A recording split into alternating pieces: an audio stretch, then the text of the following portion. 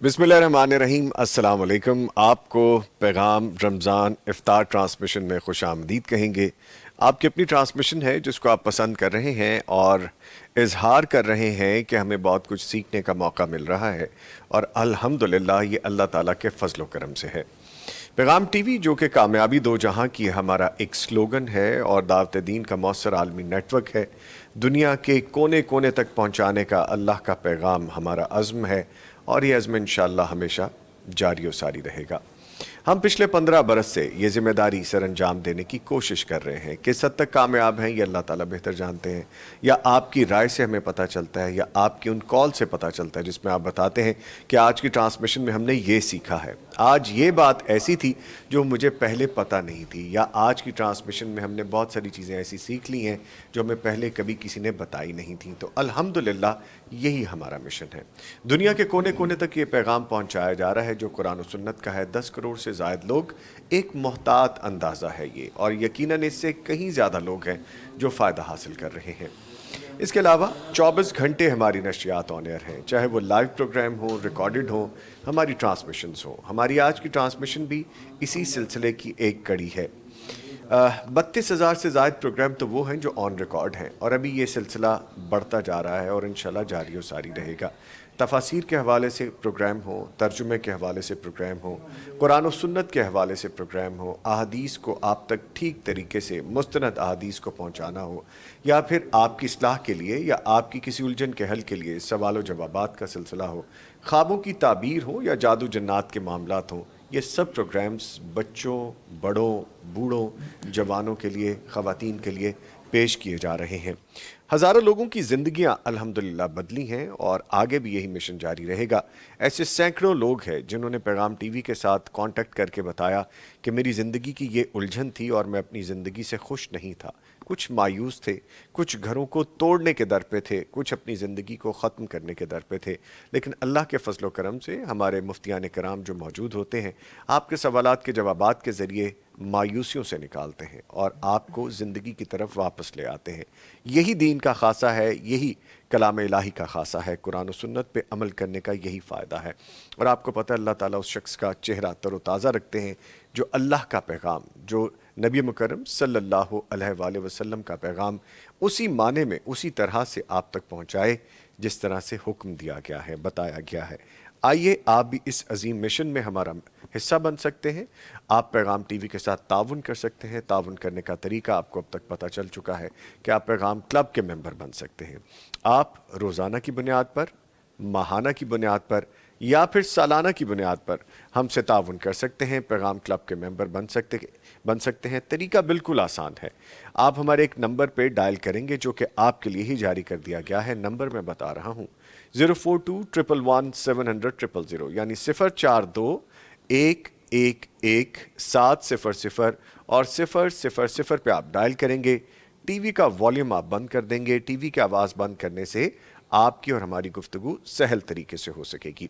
आप हमारा एक प्रोग्राम स्पॉन्सर कर सकते हैं, हमारा एक सेगमेंट स्पॉन्सर कर सकते हैं, या फिर हमारा पूरे सालाना जो भी टेनोर हो उसमें जो चीज़ आप चाहते हैं उसको स्पॉन्सर कर सकते हैं। आज की नशियात आप तक पहुंचाने के लिए हमें जिन्होंने ताउन किया है आपको बता देते हैं। उनमें शामिल हैं सूफ़ी ग्रुप ऑफ इंडस्ट्रीज़, इनके साथ मौजूद हैं सलवा बनास्पति एंड कुकिंग ऑयल बनाने वाले, रूबी फोम बनाने वाले, UMT AI powered education, Darussalam international जिनकी खूबसूरत किताब का इजाफा डेली हम अपनी मुस्लिम लाइब्रेरी में करते हैं, इनके साथ ज़िया फैमिली फूड प्रोडक्ट्स और हसीन हबीब प्राइवेट लिमिटेड के ताउन से ये नशियात आप तक पहुंचाई जाएगी।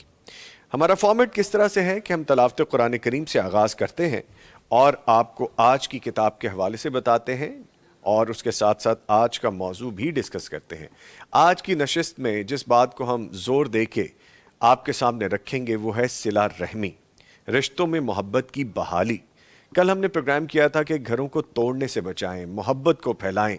मियाँ बीवी के साथ और बहुत से ऐसे रिश्ते जुड़े होते हैं जो कि घर को जोड़ने में मुआवन होते हैं। इसी तरह सिला रहमी, जिस हमें अपने दीन इस्लाम में जो सबक मिलता है सिला रहमी का, वो क्या है, हमें एक दूसरे को स्पेस कैसे देनी है, एक दूसरे की बात को एक्सेप्टेंस कैसे देनी है। آپ آئیے، تشریف لائیے، آپ بیٹھیے، آپ ملاقات کیجئے، آپ پہلے نکل جائیے۔ ہمیں یہ کیسے کرنا ہے؟ ہم ہمیشہ کرتے ہیں میری مرضی، میرا کھانا، میں نے بیٹھنا ہے، میں پہلے گزروں گا۔ یہ صلہ رحمی کے معاملات ہیں، اس میں بہت سارے لوگ ہیں، ہماری کمیونٹی کے لوگ اور بھی ہیں جو غیر مذاہب ہیں، ان پہ بھی صلہ رحمی ہمارا دین اسلام ہمیں بتاتا ہے۔ ہم نے آپس میں، محلے داروں میں، رشتہ داروں میں، میل جول میں کیسے صلہ رحمی کرنی ہے، اور جو ہمارے جاننے والے نہیں بھی ہیں ان کے ساتھ کیسے محبت سے پیش آنا ہے، آج اس پہ گفتگو کریں گے۔ معزز مہمان اسٹوڈیوز میں موجود ہیں، تعارف کرواتا ہوں۔ تلاوت قرآن کریم کے لیے ہمارے ساتھ موجود ہیں قاری محمد عرفان السعدی صاحب۔ قاری صاحب السلام علیکم۔ وعلیکم السلام۔ خیریت سے آپ؟ ماشاءاللہ، الحمدللہ۔ اللہ آپ کو ہنستا مسکراتا رکھے جی۔ آمین۔ اور ان کے ساتھ موجود ہیں قاری اشرف شہزاد سلفی صاحب، پرنسپل مرکزیہ رحمانیہ اوکاڑا۔ ان کو بھی خوش آمدید کہیں گے۔ قاری صاحب السلام علیکم۔ وعلیکم السلام۔ خیریت سے جی آپ؟ ماشاءاللہ۔ الحمدللہ۔ اور ان کے ساتھ موجود ہیں ہمارے پیارے بھائی فاضل ام القریٰ یونیورسٹی مکہ مکرمہ۔ ان کو آپ ٹیلی ویژن اسکرین پہ ڈیلی ماشاءاللہ دیکھ رہے ہیں، عربی کے پروگرام کے حوالے سے، سکھانے کے حوالے سے، خطبے کی ٹرانسلیشن کے حوالے سے خوبصورت عربی بولتے ہیں، ٹرانسلیٹ کرتے ہیں۔ اور ہمارے پیارے بھائی ہیں ڈاکٹر عاطف الیاس، ان کو بھی خوش آمدید کہیں گے۔ ڈاکٹر صاحب السلام علیکم۔ وعلیکم السلام ورحمۃ اللہ خیریت سے وبرکاتہ۔ سر؟ بہت شکریہ، جزاک اللہ۔ ماشاء اللہ، ویلکم۔ اور ایک اور خوبصورت شخصیت کے مالک ہمارے ساتھ موجود ہیں، امیر مرکزیہ سینٹرل پنجاب۔ جب بھی ملتے ہیں شفقت سے مجھ سے ملاقات کرتے ہیں، ان کا بڑا پن ہے، مولانا حافظ یونس آزاد صاحب۔ ان کو بھی خوش آمدید کہیں گے۔ سر السلام علیکم۔ وعلیکم السلام ورحمۃ اللہ۔ خیریت سے سر؟ الحمدللہ، روزہ کیسا گزر رہا ہے آپ کا؟ بہت اچھے گزر بہت رہے اچھے، ہیں ماشاء اللہ۔ ماشاء اللہ۔ اللہ آپ کو زندگی صحت دے جی۔ ماشاء اللہ، ماشاء اللہ، اللہ تعالیٰ کی رحمتیں ہیں جی۔ اس سے پہلے کہ گفتگو کا آغاز کیا جائے، قاری صاحب کی جانب بڑھتے ہیں اور گزارش کرتے ہیں تلاوت قرآن کریم سے آغاز کیجیے۔ اعوذ باللہ من الشیطان الرجیم، بسم اللہ الرحمن الرحیم۔ افمن يعلم انما انزل الیک من ربک الحق کمن هو اعمی انما يتذكر اولو الالباب الذين يوفون بعهد الله ولا ينقضون الميثاق والذين يصلون ما امر الله به ان يوصل ويخشون ربهم ويخافون سوء الحساب والذين صبروا ابتغاء وجه ربهم وأقاموا الصلاة وأنفقوا مما رزقناهم سرا وعلانية ويدرؤون بالحسنة السيئة أولئك لهم عقبى الدار جنات عدن يدخلونها ومن صلح من آبائهم وأزواجهم وذرياتهم والملائكة يدخلون عليهم من كل باب سلام عليكم بما صبرتم فنعم عقبى الدار والذين ينقضون عهد الله من بعد ميثاقه ويقطعون ما أمر الله به أن يوصل ويفسدون في الأرض أولئك لهم اللعنة ولهم سوء الدار الله يبسط الرزق لمن يشاء ويقدر وفرحوا بالحياة الدنيا وما الحياة الدنيا في الآخرة إلا متاع ويقول الذين كفروا لولا أنزل عليه آية من ربه قل إن الله يضل من يشاء ويهدي إليه من أناب الذين آمنوا وتطمئن قلوبهم بذكر الله ألا بذكر الله تطمئن القلوب صدق الله العظيم माशाल्लाह माशाल्लाह जज़ाकल्लाह खैर साहब, अल्लाह ताला आपको जज़ा खैर अता फरमाए। गुफ्तगू का आगाज़ करते हैं और चूँकि हमारा टॉपिक है सिला रहमी के हवाले से, रिश्तों में मोहब्बत की बहाली के हवाले से, तो हाफ़िज़ यूनुस आज़ाद साहब से गुफ्तगू का सिलसिला शुरू करते हैं। सर फरमाएगा, आज के जो मशीनी दौर में हम दुनिया से तो जुड़ गए हैं, अपने सारे मामलात हमने बड़े ठीक रखे हुए हैं कि मैंने जॉब पे भी जाना है, मैंने काम भी करना है, कारोबार भी करना है, लेकिन खूनी रिश्तों से हम कट गए हैं। वक्त नहीं रहा अब हमारे लिए। पहले हुआ करता था जब हम दियारे गैर में जाते थे जॉब के लिए, काम के लिए या कुछ अर्सा रहने के लिए, वहाँ पे देखते थे कि एक मशीनी ज़िंदगी है, भाग रहे हैं, दौड़ रहे हैं, और हम कहते थे कि भी आप आ तो गए हैं हमसे मिलने के लिए, चंद एक घंटे तो शायद मैं आपको दे सकूं, मैं आपको वक्त नहीं दे सकूंगा ज़्यादा, आपके साथ दिन नहीं गुजार सकूंगा। लेकिन हमारे यहाँ पे तो ये कल्चर था कि कोई आया है उसके साथ वक्त भी गुजार रहे हैं, बैठ भी रहे हैं। लेकिन अब माशरा बिगाड़ की सूरत इख्तियार कर गया, चीज़ें बदल गई हैं। इसकी बुनियादी वजह क्या है? हमारे पास अब अपनों के लिए भी टाइम नहीं है। औज़ु बिल्लाहि मिनश शैतानिर रजीम, बिस्मिल्लाहिर रहमानिर रहीम। या अय्युहन नास इत्तकू रब्बकुमुल्लज़ी खलक़कुम मिन नफ्सिन वाहिदा। अल्लाह पाक की हम्दो सना के बाद, सव्र कायनात अलैहिस्सलातु वस्सलाम के दुरूद व सलाम के बाद, जनाब ने जो फरमाया है कि हम अपने बिज़नेस और कारोबार के साथ और दूसरे जो पर्सनल ज़ाती मामलात हैं उनके साथ तो बहुत मरबूत और मजबूत और ठोस बुनियादों पे जुड़े हुए हैं, और उसके लिए जो भी जैसे भी जिस तरह भी हमें करना पड़े तो हम पूरे वक़्त मुकर्रा पर उसको करने के लिए तैयार होते हैं।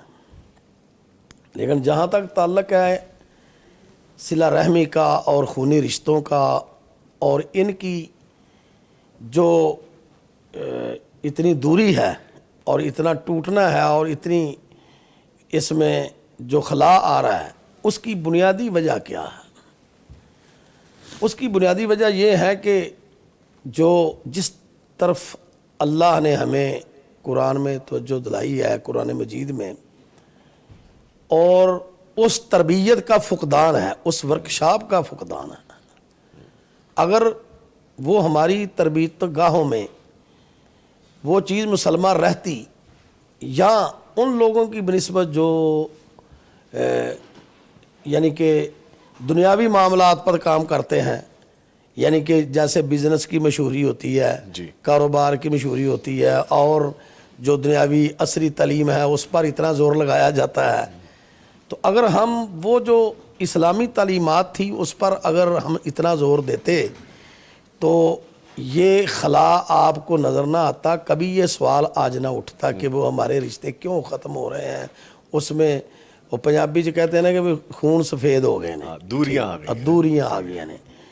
तो असल में मसला ये है कि जो तरबियत गाहें हैं, अगर उसमें ये बात बताई जाती कि जो कुरान ने हमें बताया है कि तुम बुनियादी तौर पर एक ही जान से और एक ही नफ्स से तुम पैदा हुए हो और तुम्हारी पैदाइश का मरकज़ तो बुनियादी तौर पर एक ही है, तो उस हवाले से फिर बताया जाता, और हमें बताना भी चाहिए कि इसमें कोई तकब्बर वाली बात नहीं है। अगर किसी के पास مال آ جاتا ہے تو یہ بھی اللہ کی عطا ہے، جی اگر کسی کو حسن مل جاتا ہے تو یہ بھی اللہ کی عطا ہے، اگر کسی کو فن مل جاتا ہے تو یہ بھی اللہ کی عطا ہے۔ یہ جو دو تین چیزیں ہیں نا، ایک مال اور ایک فن اور ایک حسن، صحت ہے، صحت ہے، ساری چیزیں آ جاتی ہیں اس میں ساری چیزیں آ جاتی ہیں۔ تو اس حوالے سے پھر انسان ذہن میں کچھ اپنے سٹیٹس قائم کر لیتا ہے، کسی زوم میں آ جائے، زوم میں آ جاتا ہے، کسی یعنی کہ بلند خیال میں چلا اپنے جاتا آپ ہے۔ کو سپیریئر ہاں، افضل تو جب اس کو اس کا بچپن کا میں ایک مثال دیتا ہوں کہ بچپن کا جو اس کا چچا کا بیٹا ہے یا ماموں کا بیٹا ہے یا بہن ہے یا بہنوئی ہے، تو وہ اگر ان کا تعلیمی یعنی کہ معیار وہ نہیں ہے، وہ اس بلند تعلیم کے اعتبار سے نہیں پہنچے، تو وہ سمجھتا ہے کہ بھئی ان سے مجھے نا یعنی کہ نا یہ مجھ سے کم تر ہے، کم تر ہے، وہ چیز ہے۔ ٹھیک۔ تو یہ چیزیں اور یہ جو تعلیمی معیار اور اس کا جو فن ہے، جی۔ جو اس کا یعنی کہ اس کی طاقت ہے، خوبصورتی ہے، اور یہ ساری سب کچھ تو اللہ کی عطا ہے، یہ مال جو بے ہے۔ شک بے شک تو بے شک، شیطان اس بمر میں اس کو پھنسا دیتا ہے، تو وہ اپنا ایسا سٹیٹس بناتا ہے، تو وہ حتیٰ کو یہ تو کہیں رہ گیا کہ وہ اپنی مسجد بھی گھر میں کر لیتے ہیں۔ اللہ اکبر، سٹیٹس کو میں یہ چیزیں ہو جاتی ہیں۔ سٹیٹس میں یہ بھی لے آتے ہیں کہ ہم جو قریب محلے میں مسجد ہے وہاں نماز پڑھنے سے بھی وہ ذہنی طور پر مفلوج اور ہو جاتے ہیں کہ وہاں جائیں گے تو ایک صف میں ہمیں وہ سب لوگ ملیں گے محلے کے، علاقے کے۔ جیسے آزاد صاحب کہہ رہے ہیں ایک ہی صف میں کھڑے ہو گئے محمود و ایاز، ایاز، نہ وہ بندہ رہا نہ تو اصل میں وہ بنیادی طور پر جو کمی ہے وہ ہماری جو ہے وہ یعنی کہ جو اسلامی تعلیمات ہیں اس سے دوری ہے، اس سے دوری ہے۔ ٹھیک ٹھیک ہے۔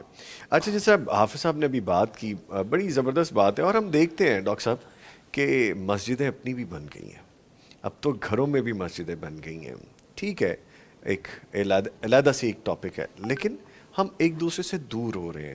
جس طرح قرآن کریم میں قریبی رشتہ داروں کے حوالے سے بتایا گیا، آپ بہتر بتائیں گے اس کے بارے میں۔ اس کے بارے میں حقوق ہے، بڑی اہمیت ہے، کیا قدر بتائی گئی ہے قرآن کریم میں؟ ماشاءاللہ بہت پریکٹیکل اور شاندار گفتگو کر رہے تھے آپ صاحب، اللہ تعالیٰ ان کو جزائے خیر دے۔ آمین۔ بات یہ ہے کہ قرآن کریم میں اللہ تعالیٰ نے صلہ رحمی کے حوالے سے بہت تاکید فرمائی ہے۔ جی۔ جب ہم سورۃ النساء کو شروع کرتے ہیں تو اللہ تعالیٰ والارحام کا لفظ بھی پہلی آیت میں آتا ہے، جو کہ خطبۃ الحاجہ کا حصہ بھی ہے، نکاح کے موقع پہ عام طور پہ ہم سنتے بھی ہیں کہ ڈرے رشتہ داری کو توڑنے سے، رشتہ داریوں کو جوڑ کے رکھیں۔ قرآن کریم نے یہ بتایا ہے کہ انسان کو اپنے رشتہ داروں کے ساتھ تعلق کو جوڑ کے رکھنا چاہیے، ان کو توڑنا نہیں چاہیے۔ ایک حدیث آتی ہے بہت زیادہ ہلا دینے والی، انسان کو تھوڑا یعنی اس طرح کی حدیث ہے کہ سن کے ایک مرتبہ آدمی ہلتا ہے، پریشان ہوتا ہے کہ یہ کیا ہے۔ وہ یہ ہے کہ اللہ تبارک و تعالیٰ نے جب زمین و آسمان کو تخلیق کیا تو اللہ نے فرمایا ہے، یا حدیث مبارکہ میں آیا ہے کہ یہ جو رشتہ داری ہے اس کو مجسم کر کے بتایا، رشتہ داری اللہ کے عرش کے ساتھ لٹک گئی، رشتہ داری اللہ کے عرش کے ساتھ لٹک گئی۔ جی، اور یہ اللہ سے پناہ مانگنے لگی، تو اللہ نے اس سے پوچھا کہ کیا معاملہ ہے، کیوں ایسے کر رہی ہو؟ تو اس نے کہا ھذا مقام العائذ بک من القطیعہ، رشتہ داری نے کہا کہ یہ جو میرا مقام ہے یہ اس لیے ہے کہ میں تیری پناہ میں آتی ہوں قطع رحمی سے۔ رشتہ داری کہتی ہے کہ مجھے توڑ دیا جائے گا، رشتہ داریوں کو الگ الگ کر دیا جائے گا، میں تیری پناہ میں آتی ہوں کہ میرے ساتھ ایسا نہ ہو۔ تو اللہ تعالیٰ اس کو فرماتا ہے اما ترضین ان اصل من وصلکی واقطع من قطعکی، بھلا بتاؤ تم اس بات پہ راضی نہیں ہو کہ جو تجھے توڑے گا میں اپنے تعلق کو بھی اس سے توڑوں گا، اور جو تجھے جوڑے گا میں اپنے تعلق کو بھی اس سے جوڑوں گا۔ سبحان اللہ۔ اب اس سے بڑی بات اور کیا ہو سکتی ہے؟ اللہ تعالیٰ کی آزمائش ہے اور اللہ تعالیٰ کی بانٹ ہے، ایسی شاندار بانٹ ہے، آپ خود اپنے اوپر اپلائی کر کے دیکھیے، جتنے لوگ سننے والے ہیں اپنے اپنے اوپر اپلائی کر کے دیکھیں، کوئی بندہ یہ نہیں کہہ سکتا کہ میرے 100% رشتہ دار جو ہے وہ برے ہیں۔ والدین سے شروع ہوتا ہے معاملہ، بہن بھائی اور پھر آگے وسیع ہوتا چلا جاتا ہے. کسی کے 100% رشتہ دار برے نہیں ہوتے, نہ کوئی یہ کہہ سکتا ہے کہ 100% میرے رشتہ دار اچھے ہیں. تو یہ جو اللہ تعالیٰ نے شر اور خیر کے ذریعے وَنَبْلُوكُمْ بِالشَّرِّ وَالْخَيْرِ فِتْنَہ, آزمائش ہے کہ اچھوں کے ساتھ کیسا رویہ رکھتا ہے, بروں کے ساتھ کیسا رویہ رکھتا ہے. اور جو صرف اچھوں کے ساتھ اچھا رویہ رکھتا ہے اس کو صلہ رحمی سے تعبیر نہیں کیا گیا. اللہ نبی پاک صلی اللہ علیہ وسلم نے واضح طور پر ارشاد فرمایا تھا کہ لیس الواصل بالمکافئ, برابری کا معاملہ کرنے والا صلہ رحمی نہیں کرتا. میں حدیث کی بات کر رہا تھا, نبی پاک صلی اللہ علیہ وسلم نے فرمایا ہے کہ برابری والا معاملہ کرنا, کہ یہ مجھ سے ملتا ہے میں اس سے ملوں گا, یہ نہیں ملتا میں نہیں ملوں گا, یہ میری عزت کرتا ہے میں کروں گا, عزت نہیں کرتا میں نہیں کروں گا. یہ معاملہ صلہ رحمی نہیں ہے, کیونکہ یہ تو دنیا داری ہے, یہ تو گیو اینڈ ٹیک ہے. گیو اینڈ ٹیک ہے. صلہ رحمی یہ ہے کہ جو نہیں ملتا اس سے ملو. ایسے کیا افضل بات ہے ڈاکٹر صاحب یہ, بالکل ایسے کہ کوئی میرا خیر خواہ نہیں ہے لیکن میں اس کا خیر خواہ ہوں. یہ خیر خواہ بنانے کا طریقہ ہے. یہ اللہ تعالیٰ نے جب اس طریقے کا یا اس ہنر کا میں کہوں گا ذکر کیا قرآن کریم میں, تو ساتھ یہ کہا کہ ہے بڑا مشکل. وَمَا يُلَقَّاهَا إِلَّا الَّذِينَ صَبَرُوا, یعنی ادفع باللتی ہی احسن والا معاملہ, کہ جب دوسرا آپ کے ساتھ برا سلوک کر رہا ہو اور آپ اس کے برے سلوک کو ختم کرنے کے لیے اچھا سلوک کریں, یہ ہے برائی کو ختم کرنے کا مشکل طریقہ, لیکن ہے بڑا کارگر.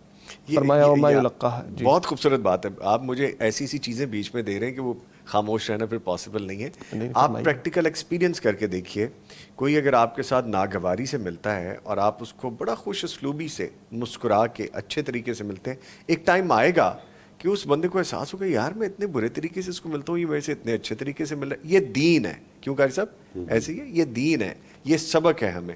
اور ایک ٹائم آتا ہے وہ بندہ آپ سے ایکسکیوز کرتا ہے اور پھر وہ کہتا ہے کہ میں غلطی پہ تھا. تو یہ اللہ تعالیٰ کا بنایا سسٹم ہے. پلیز کنٹینیو کیجیے گا. اچھا, اسی آیت میں جس کے حوالے سے میں بات کر رہا تھا, جی فوراً اس کے بعد یہ اللہ تعالیٰ نے فرمایا کہ یہ جو وصف ہے نا, یہ اس طرح برے لوگوں کے ساتھ یا برائی کے ساتھ ڈیلنگ کا جو ہنر ہے, یہ انہی لوگوں کو ملتا ہے جن کے اندر صبر اور پیشنس ہوتا ہے. اور جس کو مل گیا وہ بڑے نصیب والا ہے. اور اس کا نتیجہ کیا ہوتا ہے, فَإِذَا الَّذِي بَيْنَكَ وَبَيْنَهُ عَدَاوَةٌ كَأَنَّهُ وَلِيٌّ حَمِيمٌ, جو تمہارا دشمن ہے وہ جگری یار بن جائے گا. جو دشمن ہے وہ جگری یار بن جائے گا.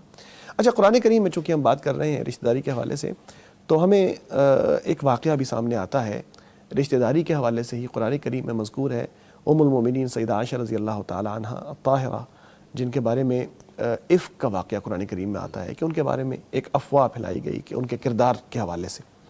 اچھا, اس افواہ کو پھیلانے میں ایک صحابی شامل ہو گئے, بہت سے صحابہ شامل ہو گئے تھے. ایک صحابی وہ بھی شامل ہو گئے جو حضرت ابو بکر رضی اللہ تعالیٰ عنہ کے رشتہ دار تھے, اور وہ تھے غریب خاندان کے, اور حضرت ابو بکر رضی اللہ تعالیٰ عنہ ان کے گھر کا خرچہ بھی اٹھاتے تھے. اب ایسا خیال ذہن میں آ جاتا ہے کہ کھلاتا میں اس کو ہوں اور میری بیٹی کا معاملہ ہے, اور دیکھیں کیسے وہ باتیں کر رہا ہے لوگوں کے سامنے جا کے. تو حضرت ابو بکر کو بھی ایسا ہی غصہ آیا, ایسی فیلنگ آئی, انہوں نے کہا کہ میں مصطح کے اوپر ایک روپیہ بھی خرچ نہیں کروں گا آج کے بعد. لیکن دیکھیں قرآن کریم نے ان کی اصلاح کی. قرآن کریم نے یہ فرمایا, اللہ تبارک و تعالیٰ نے اس حوالے سے آیت قرآن کریم میں نازل فرمائی, وَلَا يَأْتَلِ أُولُو الْفَضْلِ مِنْكُمْ وَالسَّعَةِ أَن يُؤْتُوا أُولِي الْقُرْبَى وَالْمَسَاكِينَ وَالْمُهَاجِرِينَ فِي سَبِيلِ اللَّهِ. جن کو اللہ نے فضل دیا ہے وہ کیوں قسمیں کھاتے ہیں کہ ہم نہیں دیں گے رشتہ داروں کو, غریبوں کو, مہاجرین کو جو اللہ کی راہ میں ہجرت کر کے آئے ہیں. وَلْيَعْفُوا وَلْيَصْفَحُوا, درگزر کریں, معاف کریں. أَلَا تُحِبُّونَ أَن يَغْفِرَ اللَّهُ لَكُمْ, کیا تم یہ نہیں چاہتے کہ اللہ تمہیں معاف کرے؟ معاف کرے. ٹھیک ٹھیک. تو یہ فرمایا کہ اگر رشتہ دار برا سلوک کر رہا ہے, برائی کر رہا ہے, تو پھر اس کی وجہ سے بھی جو احسانات تم اس کے اوپر کرتے وہ بند نہیں کرو, وہ جاری رکھو, کیونکہ تم یہ پسند کرتے ہو کہ اللہ تمہیں معاف کرے. لوگوں کو معاف کرو, رشتہ داروں کو معاف کرو, ان کے ساتھ تعلق کو جوڑ کے رکھو, اللہ تمہیں معاف بھی کرے گا, اپنا تعلق جوڑ کے بھی رکھے گا. ماشاءاللہ ماشاءاللہ. اور یہ کرنے کا کام ہے, کر کے دیکھیے کیا آپ کو قلبی سکون ملتا ہے اس پہ, کیا آپ کی روح کو ایک فریشنس آپ کے اندر اترتی ہے, آپ کہتے ہیں یار یہ کرنے کا کام. ایسے بہت سے کام ہے, اس پہ مزید بھی بات کریں گے. اچھا, قاری اشرف شہزاد سلفی صاحب ہماری گفتگو سن رہے ہیں, بڑے سیریس ہو کے سن رہے ہیں کہ شخصیت ہی ماشاءاللہ ایسی ہے ہمارے بھائی کی. اچھا قاری صاحب, اسلام کی روح سے صلہ رحمی کا حقدار کون کون ہے؟ ویسے ہم رشتہ داروں کا بھی ذکر کر رہے ہیں, تو اسے بتائیے گا کیا اس میں صرف قریبی خونی رشتے آتے ہیں, اس کا دائرہ, اس کا اسپیکٹرم وسیع ہے, اور بھی لوگ اس میں شامل ہوتے ہیں؟ اسلام میں بڑے حقوق رکھے گئے ہیں باقیوں کے لیے بھی، لیکن رشتہ داروں کے لیے اگر وہ مسلمان ہیں تو ان کا ڈبل حق ہے، ایک اسلام کا اور ایک رشتہ داری والا۔ جی اگر مسلمان نہیں ہیں تو پھر ان کا ایک حق ہے رشتہ داری والا۔ ہمارا اسلام ہمیں یہ تلقین کرتا ہے کہ اگر رشتہ دار آپ کا غیر مسلم بھی ہے، کافر ہے، نبی کریم صلی اللہ علیہ وسلم کو نہیں مانتا، لیکن آپ کا رشتہ دار ہے تو اس کا ایک حق ہے آپ کو، اگر مسلمان ہے تو ڈبل حق۔ یعنی ہمارے اسلام نے کافر رشتہ دار سے بھی اچھائی کرنے کا حکم دیا ہے، حربی نہیں ہے، جنگ لڑنے والا نہیں ہے۔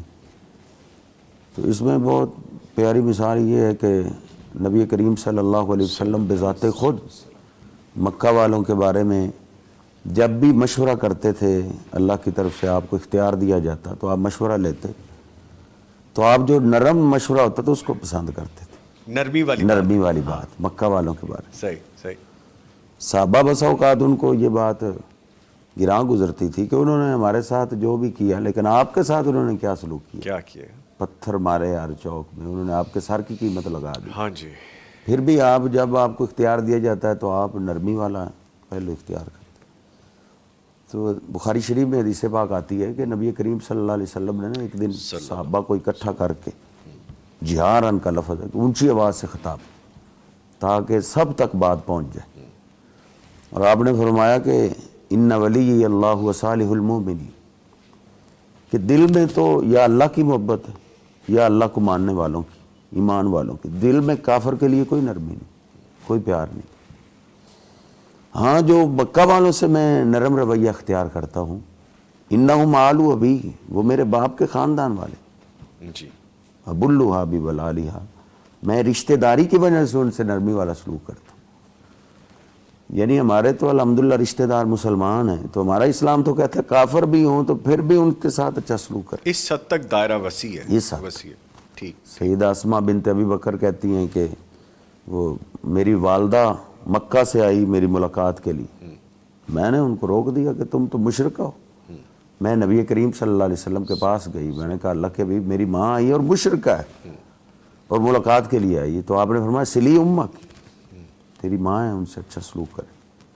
عمر فاروق رضی اللہ تعالیٰ عنہ کو بخاری شریف میں نبی کریم صلی اللہ علیہ وسلم نے ایک ریشمی مردانہ جبہ قمیض دی، تو وہ پکڑ کے کھڑے ہیں، تو عرض کرنے لگے اللہ کے حبیب آپ، ریشم مردوں کے لیے حرام ہے، تو عرض کرنے لگے اللہ کے حبیب آپ کہتے ہیں کہ یہ لباس ان کا ہوتا ہے جن کا آخرت میں حصہ نہیں ہوتا، تو آپ نے وہ مجھے ہی دے دی۔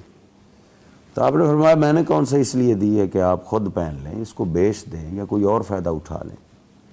تو جناب عمر فاروق رضی اللہ تعالیٰ عنہ نے اس کے لیے ایک اسپیشل بندہ تیار کیا کہ جاؤ مکہ میں ایک میرا کافر بھائی ہے، کیا کافر لفظ بولا؟ مکہ میں کافر میرا بھائی ہے، بھائی، اچھا، ماں کی طرف سے بھائی ہے لیکن وہ کافر ہے، تو کافروں کے لیے تو یہ کوئی مسئلہ نہیں ہے، ان پہ تو عقیدہ توحید فرض ہے، تو ان کو جا کے کہو کہ آپ کے بھائی عمر نے آپ کو تحفہ دیا۔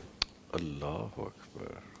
ہمارے ہاں المیہ یہ ہے کہ ہم ہر ایک کو تحفہ دیتے ہیں، قاری صاحب کو، مولوی صاحب کو، پیر صاحب کو، مفتی صاحب کو، دوستوں کو، محلے داروں کو، لیکن رشتہ داروں کو نہیں دیتے۔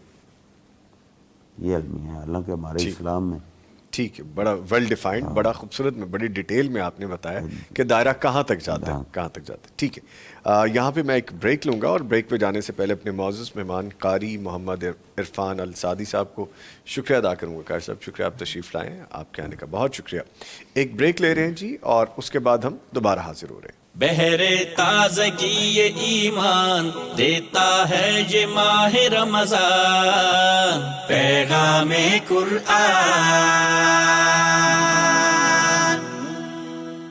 بہرے تازگی یہ ایمان دیتا ہے یہ ماہ رمضان، پیغام قرآن۔ آئیے آج کی کتاب کے بارے میں آپ کو بتاتے ہیں، جو ہے خواتین کے لیے حدیث کی کتاب۔ یہ دیکھیے، آج کے دور کی ہماری قابل احترام مائیں بہنیں بھی عزت و عظمت کا وہ درجہ حاصل کر سکتی ہیں جو کہ قرون اولیٰ کی خواتین کو نصیب ہوا۔ اس کا واحد راستہ قرآن و سنت کے علم سے آشنا ہونا ہے اور اس پر عمل پیرا ہونا ہے۔ یہ اسی سلسلے کی ایک کاوش ہے اور جس میں خواتین سے متعلقہ احکام و مسائل اور فضائل بیان کیے گئے ہیں۔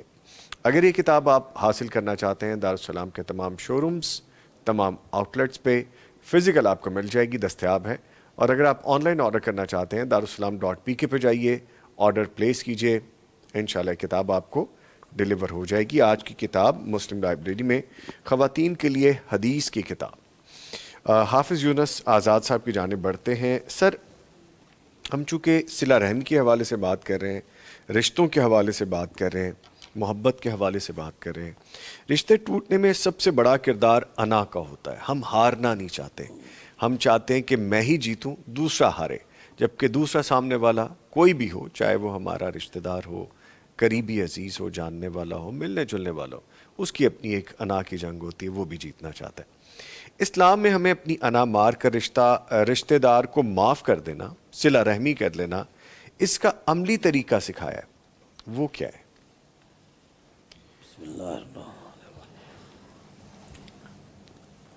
اس کا عملی طریقہ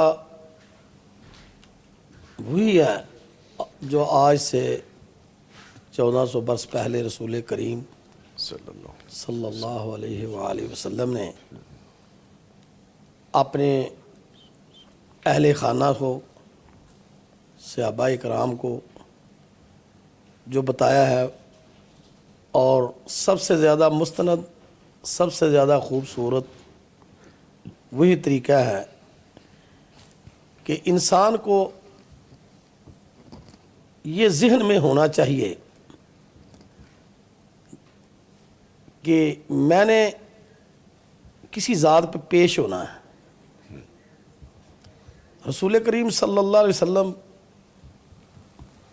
صحابہ کرام میں اور اپنے اہل خانہ میں جو ذہن میں جو بات بٹھا دی تھی اور ذہن نشین کروائی تھی، وہ یہ تھی کہ آپ کی پیشی ایک نہ ایک دن ایک بہت بڑی ذات پہ ہونی ہے۔ موت کا ان کو سب کو پتا تھا کہ موت تو ہونی آنی ہے، جی جی، لیکن یہ جو انسان کی طبیعت تھوڑی سی ادھر ادھر ہو جاتی ہے، جی، یعنی کہ کچھ اور خیالوں میں ڈوب جاتے ہیں، اس میں صرف یہی بات ہوتی ہے کہ وہ بھول جاتا ہے انسان بار بار کہ میں نے پیش ہونا ہے۔ جب اس کے ذہن میں یہ مسئلہ ہو کہ میری پیشی ہونی ہے ایک بہت بڑی ذات پر، جیسا کہ قرآن میں کہا ہے کہ کیف تکفرون باللہ وکنتم امواتا فاحیاکم ثم یمیتکم ثم یحییکم ثم الیہ ترجعون۔ تم نے ایک نہ ایک دن پیش ہونا ہے، موت تو آئے گی، لیکن جب یہ انسان کے ذہن میں چیز مضبوط ہو تو اس کی ساری جو انانیت ہے نا، وہ ٹوٹ جاتی ہے اور اس کے ذہن سے وہ نکل جاتی ہے کہ اس کو پھر یاد ہوتا ہے کہ میں یہ جرم کرنے لگا ہوں، یہ میں صلہ رحمی قطع کرنے لگا ہوں، اس کو توڑنے لگا ہوں، یا اس میں خرابی پیدا کرنے لگا ہوں، اور یا کسی بھی حوالے سے وہ جرم کرنے لگتا ہے۔ تو جب اس کو یہ یاد ہوتا ہے کہ میں نے ایک ذات پہ پیش ہونا ہے، میرا حساب ہونا ہے، تو پھر وہ گریز کرتا ہے۔ جب یہ ذہن سے بات نکلتی ہے تو پھر ہی بقایا انجوائے پوائنٹ چلتے ہیں سارے۔ ہاں جی ٹھیک، نہیں آپ جو فرما رہے ہیں، اللہ کا خوف سب سے پہلے لازم ہے۔ جب اسے پتہ ہے کہ مجھے اس کا جواب دہ ہونا ہے تو پھر اس کو اس پہ عمل بھی کرنا ہے جو اللہ تعالیٰ نے فرمایا۔ ٹھیک ہے، اچھا ڈاکٹر صاحب، احادیث میں جو صلہ رحمی کو رزق کی کشادگی اور عمر میں برکت کے حوالے سے بتایا ہے، اکثر ہم لوگ سمجھتے ہیں کہ رزق میں کشادگی وہ ہے جو کھانا پینا مل جائے، جو گھر میں راشن آ جائے، جو گروسری آ جائے، جو اجناس آ جائے، اس کے علاوہ بھی رزق ہے۔ ایک تو وہ بتائیے کہ وہ کیا ہے۔ دوسرا، فتح مکہ کے بعد آپ صلی اللہ علیہ وآلہ وسلم نے ان کے ساتھ جو سلوک فرمایا، جیسے قاری صاحب یہ بھی ایک مثال بتا رہے تھے، آپ اس پہ گفتگو کیجیے۔ نبی پاک صلی اللہ علیہ وسلم نے یہ بتایا ہے کہ صلہ رحمی دو بڑے انعاموں کا باعث بنتی ہے۔ ایک یہ کہ انسان کا رزق وافر ہو جاتا ہے، جی، اور دوسرا یہ کہ اس کی عمر دراز ہو جاتی ہے، یا اس کا اگر دوسرا ترجمہ کیا جائے تو اس کی شہرت اچھی ہو جاتی ہے، حتیٰ کہ اس کی موت کے بعد بھی اس کو اچھے ناموں سے یاد کیا جاتا ہے. اور یہ دونوں چیزیں ہم اپنی آنکھوں سے دیکھتے ہیں. جو شخص اپنے رشتہ داروں کے ساتھ تعلق بڑھاتا ہے اور ان سے ملتا ہے، خاص طور پر اگر اپنے گھر والوں پہ اور اپنے رشتہ داروں پر خرچ بھی کرتا ہے، صدقات، خیرات یا اس کے علاوہ ویسے تحفہ تحائف ان کو دیتا ہے، دیکھنے میں آتا ہے کہ دن بدن اس کے رزق میں اضافہ ہوتا ہے. اگر ہم سب اپنے دائیں بائیں مشاہدہ کریں، بہت ساری رشتہ داریاں ہماری ہوتی ہیں، تو ہمیں پریکٹیکلی ہر بندے کو کوئی نہ کوئی ایگزامپل فوری طور پہ ذہن پہ کلک کر جاتی ہے کہ میرے رشتہ داروں میں فلاں بندہ ہے، جی ہاں وہ بالکل اپنے رشتہ داروں کے ساتھ اچھا سلوک کرتا ہے اور ان پہ خرچ بھی کرتا ہے، اور اللہ تعالیٰ نے دیکھیں اس کو دیا ہے اور بڑھتا جا رہا ہے. تو یہ نبی پاک صلی اللہ علیہ وسلم کی حدیث کے عین مطابق ہے اور اس کی مصداق ہے یہ بات.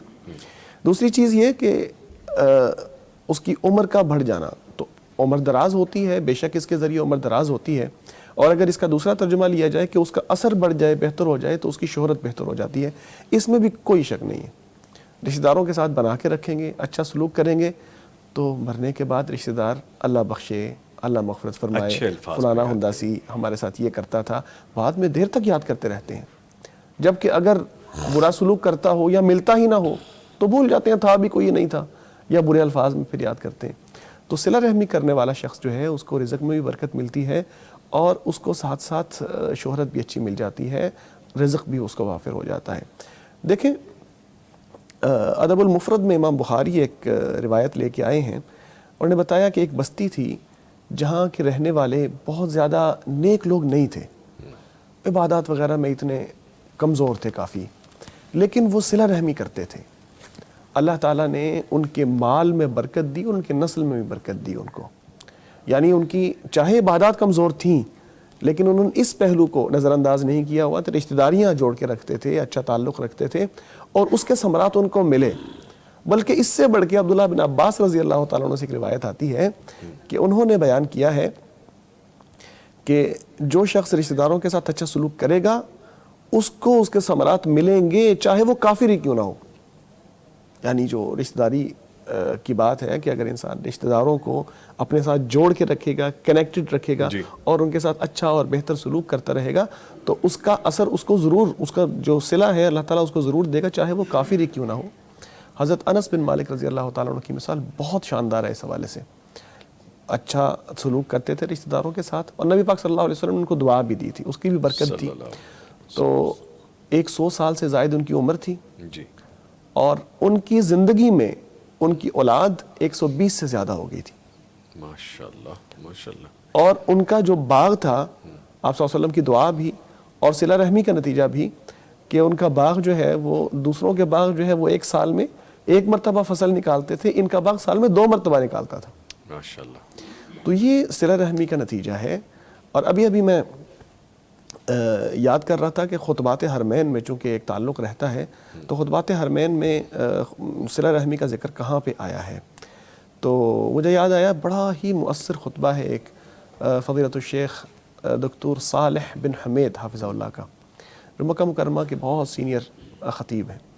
انہوں نے خطبہ دیا اور اس میں ظاہر ہے بہت ساری چیزیں جو ہیں وہ اپنے علم کے مطابق سمیٹ لیتے ہیں، نچوڑ ہوتا ہے بہت سارے مطالعے کا اور بہت سارے تجربات کا.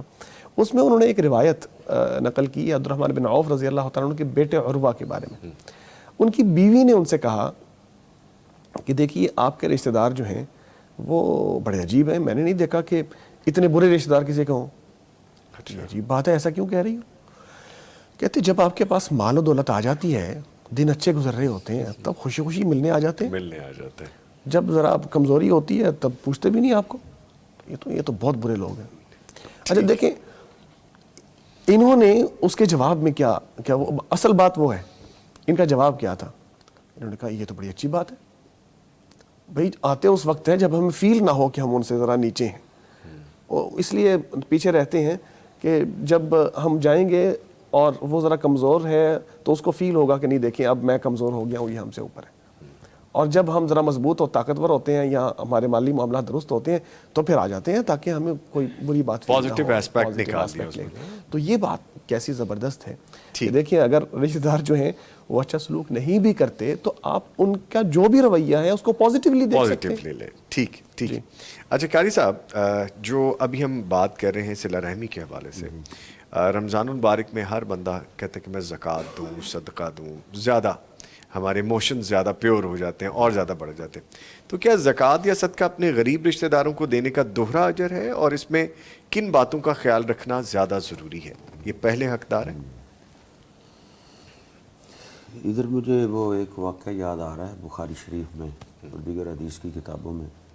نبی کریم صلی اللہ علیہ وسلم نے عید کا خطبہ دیا، اور عید کا خطبہ آپ کا اکثر صدقات پہ ہوتا تھا. آپ نے سمجھا کہ عورتوں تک آواز نہیں پہنچی، تو آپ عورتوں کی طرف اسپیشل چلے گئے اور ان کو آپ نے یہی واز کیا کہ یا معاشر النساء تصدقن، جی، عورتوں کی جماعت صدقہ کرو، میں نے تمہاری کثرت آگ میں دیکھی. ولو من حلیکن، عید کا موقع تھا، زیورات پہن کے آئی تھی، تو آپ نے فرمایا زیورات سے صدقہ کر. تو ساری عورتیں جو زیور پہن کے آئی تھی وہ دے کر چلی. سیدنا عبداللہ بن مسعود رضی اللہ عنہ کی بیوی وہ زیور پہن کے نہیں آئی تھی. زیور کئی عورتوں کی عادت ہوتی ہے سنبھالتی ہیں گھر، تو وہ گھر آئی تو انہوں نے وہ پھر اثر کیا آپ کا خطبہ دل میں، آپ بیان کریں تو اثر نہ ہو، تو انہوں نے سونا نکالا، زیور نکالا. جب نکال کے باہر جانے لگی تو وہ گھر والوں نے پوچھا فیملی نے کہ یہ کدھر آپ جا رہی، سونا لے کے کدھر جا رہی؟ انہوں نے کہا میں صدقہ کرنے جا رہی ہوں بیت المال میں نبی کریم صلی اللہ علیہ وسلم کا. تو گھر والوں نے کہا کہ ہمیں کھانے کو نہیں ملتا اور آپ آگے صدقہ کرنے جا رہی ہیں، آپ کے صدقے کے زیادہ حقدار ہم ہیں. انہوں نے بولا یہ کیسی بات ہے؟ انہوں نے کہا پوچھ لو اللہ کے پیغمبر علیہ الصلوۃ والسلام. تو وہ پوچھنے کے لیے آئی، تو دروازے پہ پہنچی تو سیدنا بلال رضی اللہ تعالیٰ عنہ تھے. تو بلال کو رضی اللہ تعالیٰ عنہ کو بتایا کہ میں اس لیے آئی ہوں، پوچھ کے مجھے بتاؤ، اور یہ نہ بتانا کہ میں کون سی زینب آئی ہوں. تو انہوں نے بتایا کہ آپ پوچھا گیا تو میں تو بتاؤں گا. تو نبی کریم صلی اللہ علیہ وسلم تک جب یہ رپورٹ پہنچی، بات پہنچی، تو آپ نے پہلے یہ بات پوچھی ایو الزیانی، کون سی زینب آئی؟ تو انہوں نے بتایا. تو آپ نے پھر ادھر یہی بات کہی تھی کہ ان کو بتاؤ کہ ادھر جمع کرنے کی بجائے گھر والوں کو دو تو لہا اجران، اس کے لیے ڈبل اجر ہوگا، اجر القرابتی و اجر الصدقۃ. ایک قرابت رشتہ داری کا اجر ہوگا اور ایک صدقے کا اجر ہوگا. صدقے کا اجر ہوگا. اس لیے قریبی رشتہ داروں کو بھی زکوٰۃ صدقہ، جو غریب ہیں جن کے اخراجات زیادہ ہیں، جائز آمدنی کم ہے، ان کو آپ دیں، لیکن ان کی عزت نفس کا خیال رکھیں. ان کو یہ بتانا ضروری نہیں کہ میں تمہیں زکوٰۃ دے رہا ہوں، بلکہ کوئی طریقہ ایسا ہو کہ وہ بھی روایت کسی کے لیے ہے نا کہ نبی کریم صلی اللہ علیہ وسلم فرماتے ہیں اللہ اس کو اپنا سایہ دے گا جو دائیں ہاتھ سے خرچ کرے اور بائیں کو بھی پتہ نہ چلے. یعنی اپنے رشتہ داروں کو دینا ہے تو کسی اور کو احساس ہی نہ ہو سکے تو ان کو بھی نہ پتہ چلے. یہ آپ نے دو بڑی خوبصورت باتیں مجھے دی ہیں. ایک تو یہ کہ آپ اپنوں کو صدقہ دیں اور اس طرح سے دیں کہ ان کی عزت نفس مجروح نہ ہو. ہم آج کل ڈیلی جب ٹرانسمیشن کرتے ہیں یا غیر رمضان بھی ہمارے پاس جو شرعی سوالات آتے ہیں، لوگ یہی پوچھتے ہیں. اگر آج جیسے ہم ٹرانسمیشن کریں گے کم از کم 10 سے 12 مرتبہ یہ سوال پوچھا جائے گا. ہم اپنی بیٹی کو زکوٰۃ دے سکتے ہیں، اپنے بیٹے کو زکوٰۃ دے سکتے ہیں، اپنے قریبی رشتہ دار کو زکوٰۃ دے سکتے ہیں. اب آپ یہ دیکھیے کہ آپ نے کتنی خوبصورتی سے کہا خاموشی سے دے دیں، بتانے کی ضرورت نہیں ہے. اگر آپ کی جیب اتنی اجازت نہیں دے رہی کہ آپ اتنے اچھے ویلدی نہیں ہیں کہ آپ ان کو زکوٰۃ کے علاوہ دیں، تو زکوٰۃ ہی اگر دینی ہے تو خاموشی سے دیں. یا اگر صدقہ بھی دینا تو ان کو یہ لوگوں کی عزت نفس مجروح ہوتی ہے اس سے. یہ آپ کی بات بالکل ٹھیک ہے. لوگ پوچھتے ہیں کہ زکوٰۃ بتا سکتے ہیں تو بتانا نہیں ضروری. کیا ضروری ہے؟ جب آپ نے اللہ نے آپ کو فہم دیا ہے، آپ نے سوچ لیا کہ یہ زکوٰۃ کا مستحق ہے، تو ویسے آپ زکوٰۃ کا لفظ بولیں گے تو وہ انسلٹ محسوس کریں. ہاں جی، کچھ لوگ صدقہ نہیں لیتے، کہتے یہ صدقہ میں نہیں لوں گا، تو بتانے کی کیا ضرورت ہے؟ بالکل ٹھیک ہے. اچھا حافظ یونس آزاد صاحب، بعض اوقات مالی حیثیت کا فرق رشتہ داروں میں دیوار بن جاتا ہے. جیسے بھی ڈاکٹر صاحب کہہ رہے تھے کہ بتایا گیا کہ جب ہم ویلدی ہوتے ہیں، ہمارے پاس مال ہوتا ہے تو ہمارے رشتہ دار ملنے آ جاتے ہیں، لیکن سم ٹائمز یہ ایک بیریئر بھی بن جاتا ہے. آپ نے بھی آغاز میں کہا کہ مالدار ہے تو اپنے کسی زوم میں آ جاتا ہے کہ مجھے اللہ نے یہ نوازا ہوا ہے، دوسرے مجھ سے انفیریئر ہیں، کم جبکہ ایسا نہیں ہے. ایک تو یہ بتائیں کہ دوسرا یہ ایک امیر رشتہ دار اپنے غریب عزیزوں کے ساتھ تعلق میں توازن کیسے قائم رکھے کہ ان کو فیل بھی نہ ہو, جیسا ابھی قاری صاحب کہہ رہے تھے کہ آپ ان کی مدد کریں تو ان کو بتانے کی ضرورت نہیں ہے, آپ ان کے ساتھ بھی چلتے رہیں, اللہ نے آپ کو ان سے کمپیریٹیولی زیادہ دیا ہے, آپ پہ بلیسنگ ہے, آپ اس جگہ پہ رہتے ہوئے باقی سب سے بھی ملیں, نیکی کا آپ سلوک کریں, رحم دلی کا کریں. گزارش یہ ہے کہ اس میں آپ کا سوال یہ ہے کہ جو لوگ مال میں جی مضبوط ہیں, جی. رشتہ دار کمزور ہیں, تو ان کی عزت نفس بھی مجروح نہ ہو اور ان تک وہ چیز مال یا ان کی مدد بھی ہو جائے, میل جول بھی رہے, ان سے میل جول بھی رہے. ہاں جی. تو اس کا پھر اور طریقہ جو ہے وہ یہی ہو سکتا ہے کہ وہ کسی یعنی کہ دوسرے کسی شخص کو جس پر اعتماد ہو, یقین ہو کہ وہ ان سے تو لینا نہیں چاہتے کہ یہ ہمارے رشتہ دار ہیں تو یہ نیچے ہو جائیں گے اور ہماری عزت نفس مجروح ہوگی. تو اس کا دوسرا طریقہ خوبصورت یہی ہے کہ کوئی ایسا کوئی طریقہ کار اختیار کرے کسی دوسری شخص پر جس پر اعتماد ہو تو وہ اچھے طریقے سے ان کے ساتھ ان کو پہنچا دے. جیسے قرآن میں کہا کہ لا یسألون الناس الہافا, کہ جو لوگ چمٹ کر سوال نہیں کرتے وہ خوددار ہے. خوددار جی. اور ان کو تلاش کرنا اور ان کا خیال رکھنا جو گلی کوچہ میں مانگنے والے ہیں ان سے زیادہ افضل ہے, اور ان کا تلاش کر کے ان کو دینا. تو میرے خیال کے مطابق نظامی صاحب یہ جو ہے ایسا یعنی کہ کسی نہ کسی طریقے یعنی کہ جس پر اعتماد ہے رشتہ داروں میں سے جی جی, تو جس کے ساتھ زیادہ لنک ہے, لیکن آپ کو وہ مجھے وہ سمجھتا کہ میں نے یونس زاد سے یا نظامی صاحب سے نہیں, مطلب کہ ایک پردہ بھی ہو تو وہ اس طریقے سے وہاں تک پہنچائے ہو تو پہنچایا جا سکتا ہے, اور ان سے رشتہ داری رکھی جا سکتی ہے, ان سے میل جول رکھا جا سکتا ہے. بالکل میل جول. اور آپ نے بڑا بجا فرمایا عزت نفس مجروح نہ ہو اور ان کا وہ کام بھی ہو جائے جس کی ان کو ضرورت ہے. کچھ لوگ واقعی ایسے ہوتے ہیں کہ جو آپ سے چپکتے نہیں ہیں, آپ کے پیچھے آ کے سوال نہیں کرتے, لیکن ان کی نظریں سب کچھ بتا رہی ہوتی ہیں, ان کی خاموشی سب کچھ بتا رہی ہوتی ہے. تو سب سے پہلے ایسے لوگوں کی طرف جانا چاہیے, ان کو ڈھونڈنا چاہیے. ٹھیک ہے. اچھا قاری صاحب ایک چیز اور بتائیے گا, ہمارے یہاں جو وراثت ہے خصوصاً بہنوں کے حوالے سے ہم ڈیلی یہ سوال کرتے ہیں وراثت کے حوالے سے, رشتوں کے حوالے سے, بہنوں کو حصہ نہیں دیا جاتا وراثت میں.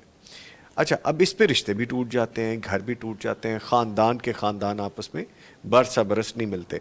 تو دوسروں کا حق مار کر رشتے توڑنے والوں کے لیے شریعت کیا کہتی ہے, کیا حکم ہے, کیا ڈرایا گیا ہے, کیا بتایا گیا ہے؟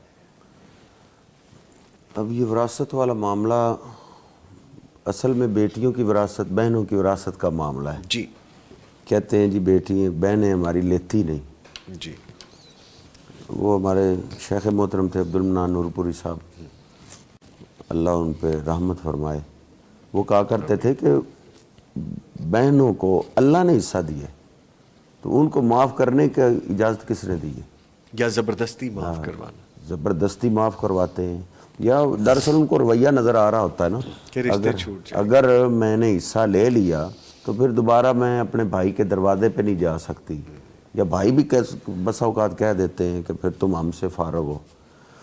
تو یہ انسان سوچے تو بڑا بھیانک کام ہے کہ اپنی بہنوں کی وراثت اپنے حصے لگانا اور پھر اپنی اولاد کو وہ ساری زندگی آرام کھلانا. جی. اور ہمارے علاقے میں تو ایسے مثالیں ہیں کہ باپ نے زندگی میں لکھوا دیا ہے کہ بیٹیاں ہیں ہی کوئی نہیں, فوت ہو گئی زندہ ہونے کے بعد. کیا ظلم بہنوں کے بارے میں کیا ظلم ہے یہ. تو اسلام نے اس کا حالانکہ جائز حصہ رکھا ہے, عورت کے بہن کے لیے آدھا حصہ ہے, جی, بھائی کے لیے ڈبل رکھا ہے. ہاں جی. تو اسلام نے اس کا خیال رکھا ہے.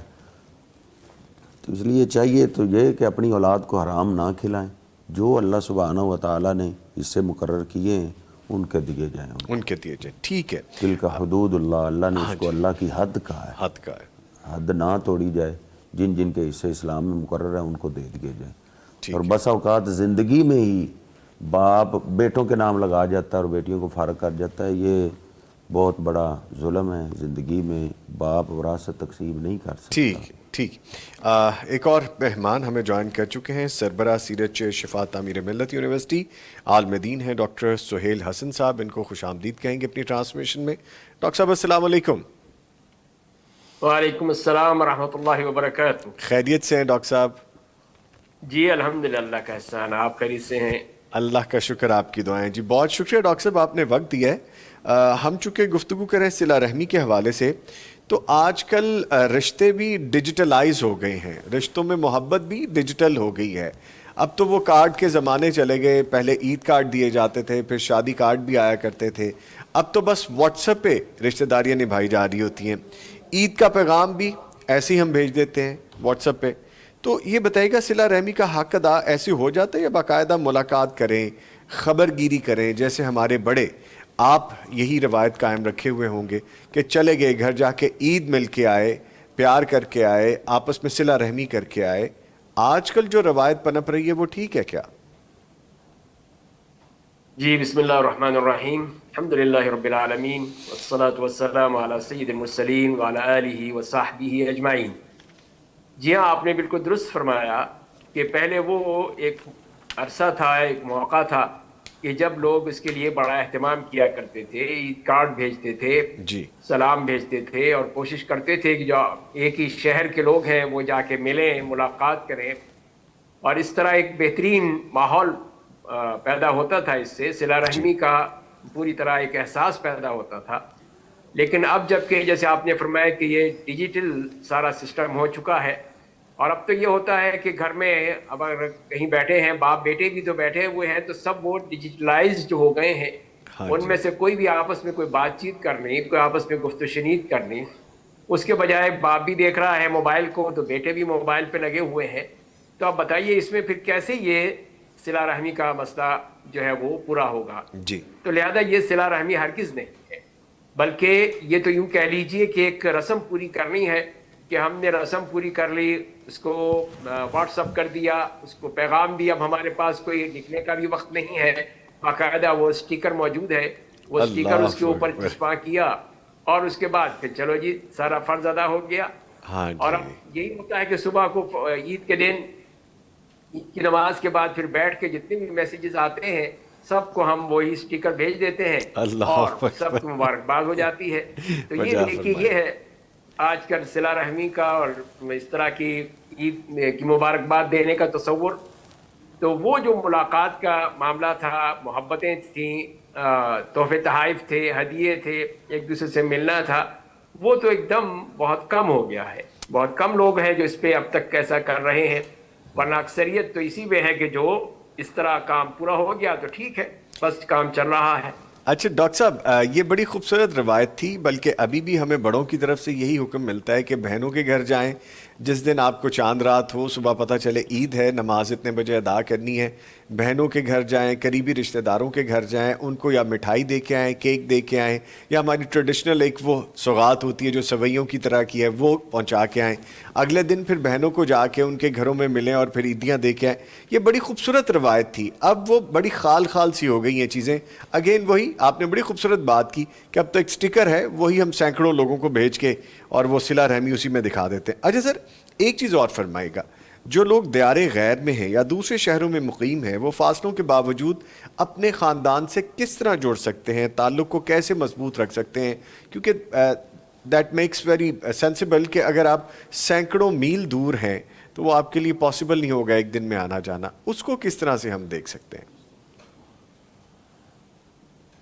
جی ہاں، آپ نے بالکل بجا ارشاد فرمایا کہ جو اتنے دور بیٹھے ہوئے ہیں باہر کے ممالک میں، اس وقت ہر گھر میں، ہر خاندان میں جی ایسے لوگ موجود ہیں جو کہ ملک سے باہر ہوتے ہیں، جی کہیں ملازمت کے سلسلے میں ہیں، کہیں وہ اپنے وہیں پر ہی ان کا رہائش ہے، اور وہ پھر بھی اپنے گھر سے اور اپنے شہر سے، اپنے خاندان سے جڑے رہتے ہیں۔ جی تو سب سے پہلی بات تو ہے کہ یہی بہت ہی اچھا معاملہ ہے کہ جس کے ذریعے سے وہ اپنے گھر سے، اپنے خاندان سے، اپنے خاندان سے جڑے ہوئے ہیں۔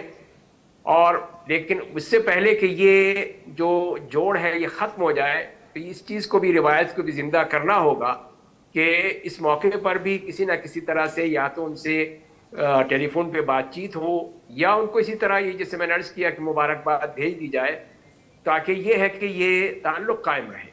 جب یہ بھی ختم ہو جائے گا تو پھر بہت مشکل ہو جائے گا کہ وہ یہ روایت باقی رہ جائے. اچھا ڈاکٹر صاحب، اسی لیے یہ ایک طریقہ ہے. یہ طریقہ ہے ڈیجیٹل ہونے کا. کم از کم یہ فائدہ اٹھایا جا سکتا ہے کہ ایک شہر میں ہوتے ہوئے تو یہ نقصان دہ بات ہے، نہیں ہونا چاہیے. کوشش کرنی چاہیے کہ مل لیں اگر پاسبل ہو، ورنہ دور کی مسافت ہو، دیار غیر ہو تو پھر تو چلیں، اس کا فائدہ ہونا چاہیے.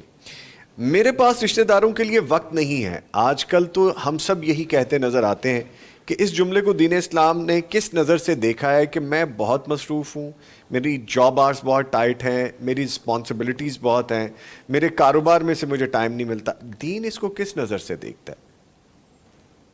ہاں، یہ بالکل وہ قطع رحمی کی ایک شکل ہے کہ جس میں ہم اپنے آپ کو اس طرح دور کر لیتے ہیں جی، اور اس میں سے وقت نہیں نکال پاتے اپنے عزیزوں کے لیے، اقارب کے لیے، اپنے بیٹیوں کے لیے، بہنوں کے لیے، اور اگر دور ہیں والدین کے لیے. تو یہ تمام چیز جو ہے ایک قطع رحمی کی ایک علامت ہے کہ جب آپ اتنے مصروف ہو جائیں، اتنے کہ آپ یہ احساس ہونے لگے کہ میرے پاس تو وقت ہی نہیں ہے، تو یہی وہ قطع رحمی کی ابتدا ہو جائے. اور پھر اس کے لیے وہ جو ڈیجیٹل عیدی ہے وہ آپ بھیج دیں، ان کو کر دیں، لیکن اس سے وہ مسئلہ پورا نہیں ہوگا جی، کہ جو کہ آپ خود جا کے ملیں یا ان کو کم از کم فون پہ بات کر لیں.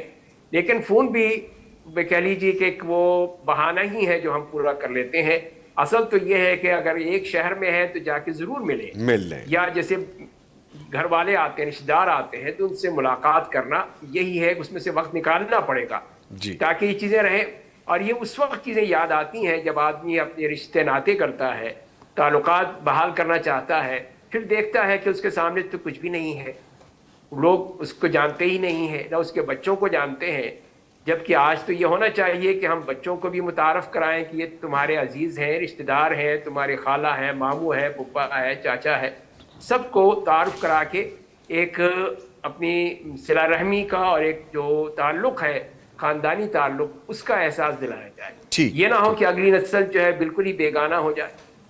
ٹھیک ہے ڈاکٹر صاحب، ہم سمجھ سکتے ہیں کہ آپ کا وقت قیمتی ہے. بہت شکریہ آپ نے جتنا بھی وقت دیا. ڈاکٹر سہیل حسن صاحب، سربراہ سیرت چیئر شفاعت امیر ملت یونیورسٹی عالم دین، ہمارے ساتھ موجود رہے. آپ کے وقت کا بہت شکریہ. اسٹوڈیوز میں معزز مہمان موجود ہیں. گفتگو کو آگے لے کے بڑھتے ہیں. جیسے ہم ابھی ڈیجیٹلائز چیزوں کی بھی بات کر رہے ہیں آزاد صاحب، اور ہم دیکھ رہے ہیں کہ ہر بندہ ہی مصروف ہے، تو پھر رشتے ہم پس پشت ڈالتے جا رہے ہیں. یہ فرمائے گا کہ آج کل شادیاں یا جو خاندانی تقریبات ہیں ان کو جوڑنے کی بجائے ایک دکھاوا سا ہو گیا ہے، نمود و نمائش ہو گئی ہے. آزاد صاحب تشریف لا رہے ہیں، میں ان کو ملوں گا، اس طرح سے ملوں گا. دلوں میں یہ چیزیں آج کل بہت زیادہ شو آف ہو گیا، جس سے مزید دوریاں پیدا ہو رہی ہیں، محبت نہیں پیدا ہو رہی. ہم ایک دوسرے کے قریب آنے کی بجائے ایک دوسرے سے اور خائف ہوتے، دور ہوتے، نالا ہوتے نظر آ رہے. اس رویے کی جو اصلاح ہے وہ کیسے ممکن ہے؟ بسم اللہ. اس رویے کی اصلاح جو ہے وہ ہمیں وہی جو ہماری ورکشاپیں ہیں جی، ان کی طرف ہر صورت پہ رجوع کرنا پڑے گا. پہلی ورکشاپ تو والدین کی ہوتی ہے، اور گھر سے والدہ اور والد اس انداز سے تربیت کرتے ہیں تو وہ ایک تربیت ہو جاتی ہے کہ رشتوں میں پیش قدمی شروع ہو جاتی ہے، کہ وہ بتائے جاتے ہیں کہ یہ آپ کے ماموں ہیں، یہ آپ کے چاچا جان ہیں، یہ آپ کی خالہ جان ہیں، یہ رشتے ہیں، یہ آپ کے رشتے ہیں. اور یہ جیسے وہ پنجابی دی مثال ہے کہ مطلب کہ ماس ناخنا لالوں جدا نہیں ہو سکتا. بالکل یہ ذمہ داری تھی. وہ پہلی ورکشاپ تھی والدین کی. اگر ان کی طرف سے یہ چیز اگر اولاد کو ملتی ہے، یہ معاملہ ملتا ہے، یہ ان کی طرف سے تربیت ملتی ہے، تو یہ مسائل آسانی سے حل ہوتے ہیں. پھر اس کے بعد دوسری ورکشاپیں ہیں جب ہم گھر سے نکلتے ہیں تعلیم کے لیے، وہ مدرسہ ہے، اسکول ہے، کالج ہے، تو وہاں سے یہ چیزیں یعنی کہ اس کا حل ہونا چاہیے، جی تاکہ یہ ہماری تقریبات اور یہ ہمارے طریقہ کار، یہ ہمارے جو بھی معاملات ہیں، اور اس کو الحمدللہ اچھا سر، جیسے آپ فرما رہے ہیں دلوں میں وہ وسعت نہیں رہی، اب لگتا ہے کہ جیسے جیسے وقت بہت زیادہ سپیڈ سے آگے بڑھ رہا ہے، ہم لوگ بھی اس سے ڈبل سپیڈ سے بھاگ رہے ہیں، چاہے وہ رشتے ہوں، چاہے وہ میل جول ہو، اب دکھاوا، نمود و نمائش بہت زیادہ ہو گئی۔ اصل سر اس میں مسئلہ یہ ہے کہ یہ بھی ہم ایک زوم میں شامل ہو گئے ہیں، احساس کمتری میں گہرے شکار ہو گئے ہیں کہ وسعت نہیں رہی، وسعت نہیں رہی، دل کھلے نہیں رہے۔ ہاں وسعت نہیں رہی۔ پہلے بھی لوگ ذہین ہوتے تھے، اب بھی لوگ ذہین ہیں۔ پہلے لوگوں کے سر بڑے ہوتے تھے، ٹھیک ہے نا، اب سر چھوٹے ہیں لیکن اس میں ذہانت کم ہو زیادہ۔ تو مسئلہ یہ ہے کہ یہ جو آپ وسعت کے بارے میں کہہ رہے ہیں کہ اس میں وہی مسئلہ ہے نا کہ اپنے آپ کو مصروف اتنا کر لیا ہے، یعنی کہ بے جا، تو وہ سمجھتا ہے کہ میرے پاس ٹائم ہی نہیں ہے، میرے پاس وقت ہی نہیں ہے۔ جب یہ انسان یہ سمجھ لے کہ میرے پاس ٹائم اور وقت نہیں ہے، میں بہت مصروف ہوں، اصل میں بات وہی وہاں ہی آئے گی جہاں میں نے پہلے آپ کو کہا تھا کہ جب اپنا سٹیٹس انسان بہت اپ لے جاتا ہے نا، تو ہر چیز اس کے سامنے زیرو ہونی شروع ہو جاتی ہے۔ ٹھیک، اس پہ نظر ہونی چاہیے، اس پہ نظر ہونی چاہیے، ٹھیک ہے، اوپر کے مقام پہ رہتے ہوئے نیچے ہمیشہ دیکھتے رہنا چاہیے۔ اچھا ڈاکٹر صاحب، حدیث کے مطابق جو حقیقی صلہ رحمی کرنے والا وہ نہیں جو بدلے میں احسان کرے، جیسے ابھی آپ آغاز میں کہہ رہے تھے کہ گیو اینڈ ٹیک ہے، آپ مجھ سے پیار سے ملیں گے، میں بھی پیار سے ملوں گا، یہ نہیں ہے حقیقت میں۔ دوسرا یہ فرمائیے گا کہ جو خاص طور پہ رشتے کٹے ہوئے ہوتے ہیں ان کو جوڑنے کے لیے ہمیں کیا کرنا چاہیے؟ اکثر کبھی کبھی آپ کے دل میں بڑی ہیوی ویو آتی ہے، آپ کہتے ہیں چل یار کوئی نہیں، اس نے میرے ساتھ یہ کیا تھا۔ سم ٹائمز ہوتا ہے نا، مجھے ڈاکٹر میں آپ پہ رکھ کے بات کرتا ہوں، ہم دونوں بات کرتے ہیں، کسی کی کیا بات کرنی ہے کہ مجھے آپ سے بڑی ایکسپیکٹیشنز ہیں، میری آپ سے بانڈنگ ہے 15-20 سال کی، میں آپ سے ایکسپیکٹیشن اتنی زیادہ ہونی بھی چاہیے سم ہاؤ، آپ کسی لمحے یا میں کسی لمحے کوئی ایسی حرکت کر دیتا ہوں جو کہ آپ ایکسپیکٹ نہیں کر رہے تھے، آپ کا دل ٹوٹتا ہے، آپ کہتے ہیں یار مجھے ان سے یہ امید نہیں تھی، یہ نہیں ہونا چاہیے تھا، اس کی جگہ یہ ہونا چاہیے تھا، آپ اس سے تھوڑا گیپ لے لیتے ہیں کہ یار ایٹ لیسٹ میرا یہ بھائی تو میرے لیے یہ نہ کرتا اس طرح، میرے لیے یہ مجھ سے ایک قدم پہلے آ کے کھڑا ہوتا۔ ایکسپیکٹیشن تھی، ہو سکتا ہے دوسرے کے اپنے کچھ معاملات ہوں، وہ وہاں تک نہ جا پا رہا ہو، اس کی اپنی کوئی ریزرویشنز ہو، ٹوٹ گیا رشتہ، دوری ہوگی، کیسے جڑ سکتے ہیں، دل کیسے صاف کر سکتے ہیں، قریب کیسے آ سکتے ہیں، کوئی عملی اس کی تشریح ہوگی؟ اچھا، بہت پیاری بات کی آپ نے، اور اس کے لیے میں نے ایک واقعہ خاص طور پہ بیان کرنا ہے، لیکن تھوڑی دیر بعد پہلے جو فتح مکہ کے حوالے سے آپ نے بات کی تھی وہ پچھلی مرتبہ جی پلیز کر لیں، لیکن کائنڈلی میری ریکویسٹ تھوڑا سا شارٹ رکھیے گا، جی آپ سمجھ سکتے ہیں میری مجبوری۔ جی بالکل۔ دیکھیے نبی پاک صلی اللہ علیہ وسلم نے جب فتح مکہ کا واقعہ سامنے آتا ہے تو اس وقت سب سے بڑی بات نمبر 1 پہ تو ہمیں نظر آتا ہے ابو سفیان رضی اللہ تعالیٰ عنہ جو مسلمان ہوئے تھے، آپ نے ان کی اتنی آنر کی کہ حضرت یوسف علیہ السلام کی طرح ان کو جواب دیا، لا تثریب علیکم اليوم یغفر اللہ لکم، آپ کے اوپر آج کسی قسم کی کوئی ملامت نہیں ہے، اللہ آپ کو معاف کرے۔ 20 سال کا عرصہ گزر گیا تھا اور بدترین طریقے سے اللہ تعالیٰ نے ظاہر اسلام کے ذریعے پھر ان کے سارے گناہ معاف فرما دیے۔ تو یہ بڑا پن نبی پاک صلی اللہ علیہ وسلم کا اور رشتہ داریوں کے ساتھ حسن سلوک۔ پھر عکرمہ رضی اللہ تعالیٰ عنہ، ابو جہل کا بیٹا، کہ جو فتح مکہ کے وقت مکہ چھوڑ کے یمن چلے گئے تھے کہ میں نے نہیں رہنا یہاں پہ، لیکن پھر بعد میں احساس ہوا کہ نہیں آنا چاہیے، مسلمان ہونا چاہیے، اور دل میں اسلام آ گیا تو واپس پلٹ آئے۔ جب واپس آئے تو آپ نے ان کا استقبال کیا، جب آئے تو ان کا استقبال مرحباً بالفار من اللہ و رسول، اللہ اور اس کے رسول سے بھاگنے والا عکرمہ آ گیا ہے، تو ویلکم کیا ان کو۔ اچھا، پھر ایک اور خاص واقعہ سامنے آتا ہے جو ہے حبار بن الاسود رضی اللہ تعالیٰ عنہ کا۔ یہ وہ شخص تھے جنہوں نے سیدہ زینب رضی اللہ تعالیٰ عنہ کو ہجرت کے موقع پہ دھکا دیا تھا اور وہ گر گئی تھی، اور اسی کی وجہ سے بعد میں ان کی وفات ہوئی۔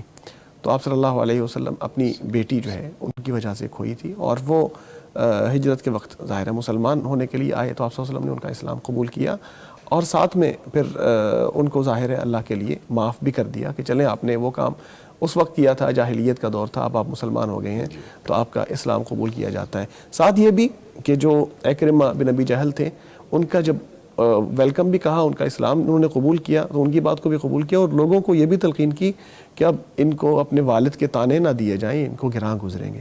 تو یہ چیزیں نبی پاک صلی اللہ علیہ وسلم کے سیرت کے واقعات میں سے یا فتح مکہ کے حوالے سے اسپیسیفکلی ہمیں نظر آتی ہیں.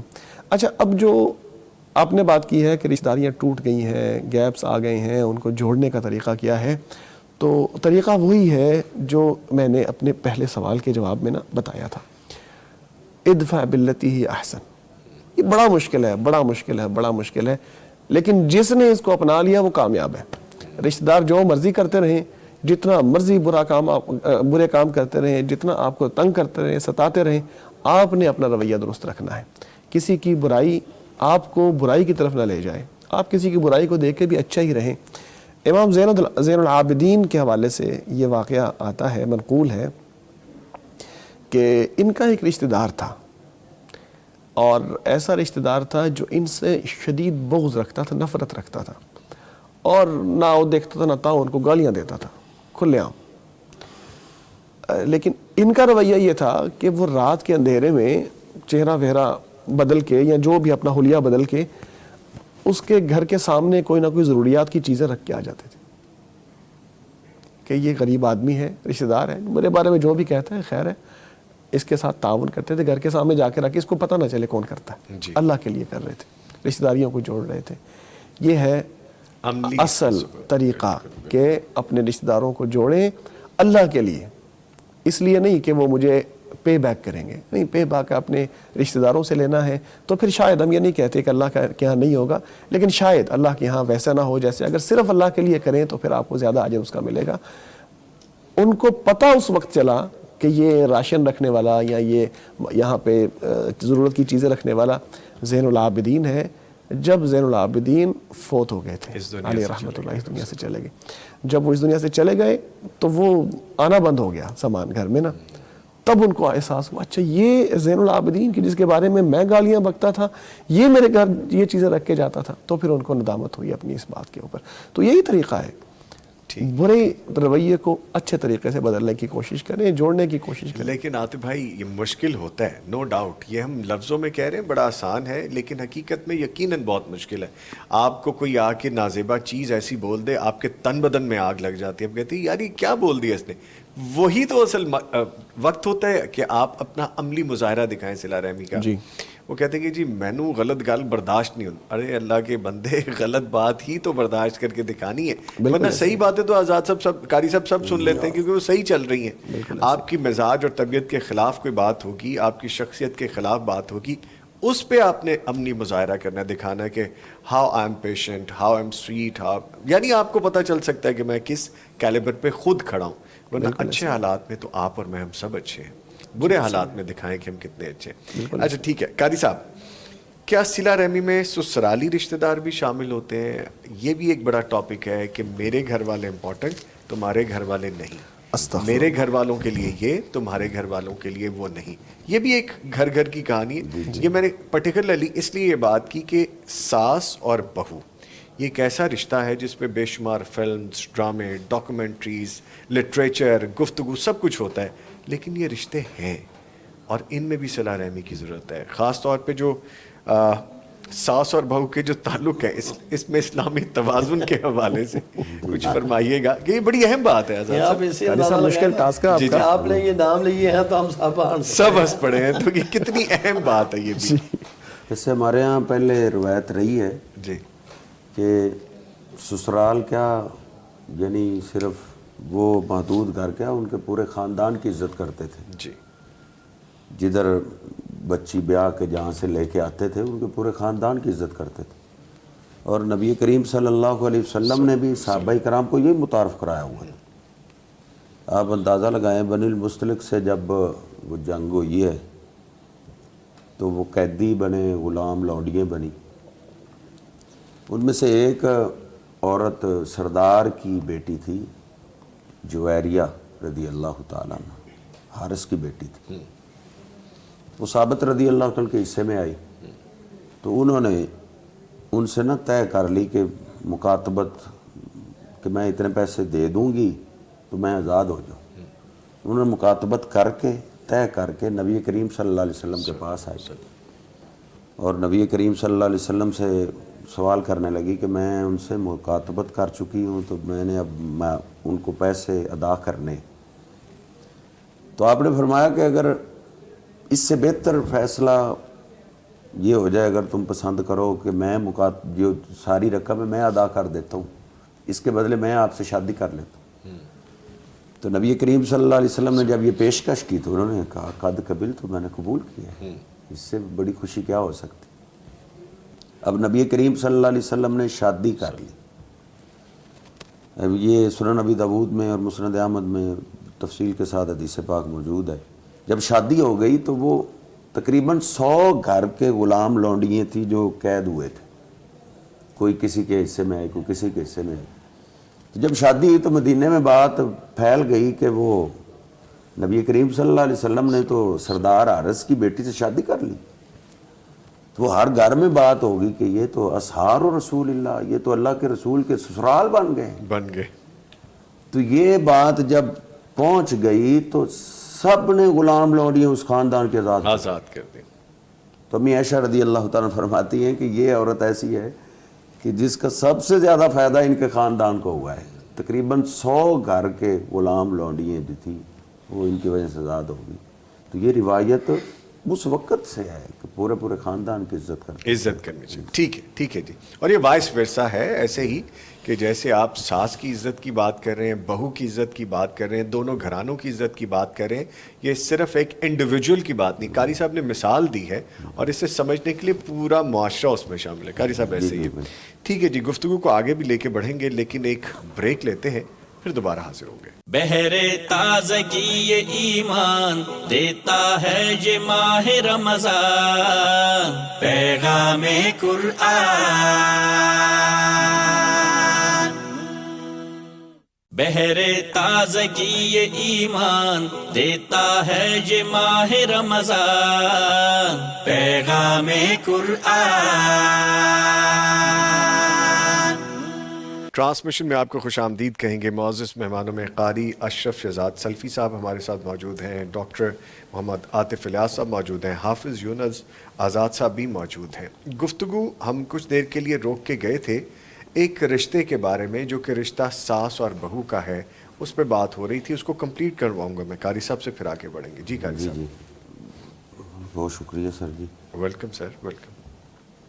ایک تو سسرال کے خاندان کی بھی عزت ہمارا اسلام ہمیں سکھاتا ہے جی. دوسرا جو گھر کی بہو آپ نے بیاہ کے لے کے آئے ہیں، بیٹی لے کے آئے ہیں، تو وہ ایک تو اس کو صدمہ ہے ہجرت کا، کیونکہ جدھر بچپنا گزرا، جوان ہوئی بچی، اپنے گھر کی ایک محبت ہوتی ہے، سب کچھ چھوڑ کے ایک تو وہ صدمہ ہے ماں باپ کی محبت اور بہن بھائیوں کی محبت، اور ایک وہ ادھر پریشان آئی ہو، آگے سے ساس کو چاہیے کہ رحم کرے، کیونکہ نبی کریم صلی اللہ علیہ وسلم کا ارشاد گرامی ہے کہ لیس منا من لم یرحم صغیرنا ولم یوقر کبیرنا، کہ وہ ہم میں سے ہے ہی نہیں جو چھوٹوں پہ رحم نہیں کرتا. تو یہ ساس کے لیے ہے کہ وہ بیٹی ہے تو آپ اگر اپنی بیٹی کہیں بھیجیں تو آپ یہ پسند کریں گے ان پہ رحم کیا جائے، بالکل ٹھیک، تو پھر آپ ان پہ بھی رحم کریں. نبی کریم صلی اللہ علیہ وسلم فرماتے ہیں ارحموا من فی الارض یرحمکم من فی السماء، تم زمین والوں پہ رحم کرو، اللہ تم پہ رحم کرے، وہ رحم کرے گا جو آسمانوں میں. بے شک. تو اس لیے ساس کو خصوصاً چاہیے کہ بچی سمجھ کے اس پہ رحم کرے، اور بیٹی کو بھی چاہیے کہ وہ بڑے ہیں. تو نبی کریم صلی اللہ علیہ وسلم کا وہی فرمان کہ آپ فرماتے ہیں جو بڑوں کا احترام نہیں کرتا وہ ہم میں سے نہیں. تو اس کو بھی اپنی ماں کا رتبہ دیں. وہ کبھی ماں بھی تو گھر میں سخت بات کر ہی لیتی تھی، وہ کر لیتی تو اس کو برداشت کریں، صبر کے ساتھ دونوں رہیں، خود جئیں اور جینے دیں، باقیوں کو بھی جینے دیں، صرف دو نہیں باقیوں کو بھی جینے دیں. پورے دو خاندان پریشان ہو جاتے ہیں. Very well said. چند ایک کمنٹس وہ شامل کرتے ہیں کیونکہ آج کمنٹس کا ٹائم ہی نہیں ملا، اتنے خوبصورت مہمان موجود ہیں، لیکن یہ بھی نہ شامل کرنا زیادتی ہو جائے گی کیونکہ ڈاکٹر صاحب آپ کی آڈینس ہے، دیکھ رہے ہوتے ہیں تو ان کو بھی ویٹ ہوتا ہے کہ بالکل. محمد نصیر ہیں جی، محمد موسیٰ ہیں، ماہی نور ہیں، ارہا شیزی ہیں، مس سلیم ہیں، ارہا شیزی دوبارہ آئی ہیں، فیصل محمود ہیں، عامر شیر ہیں اور محمد خان ہیں.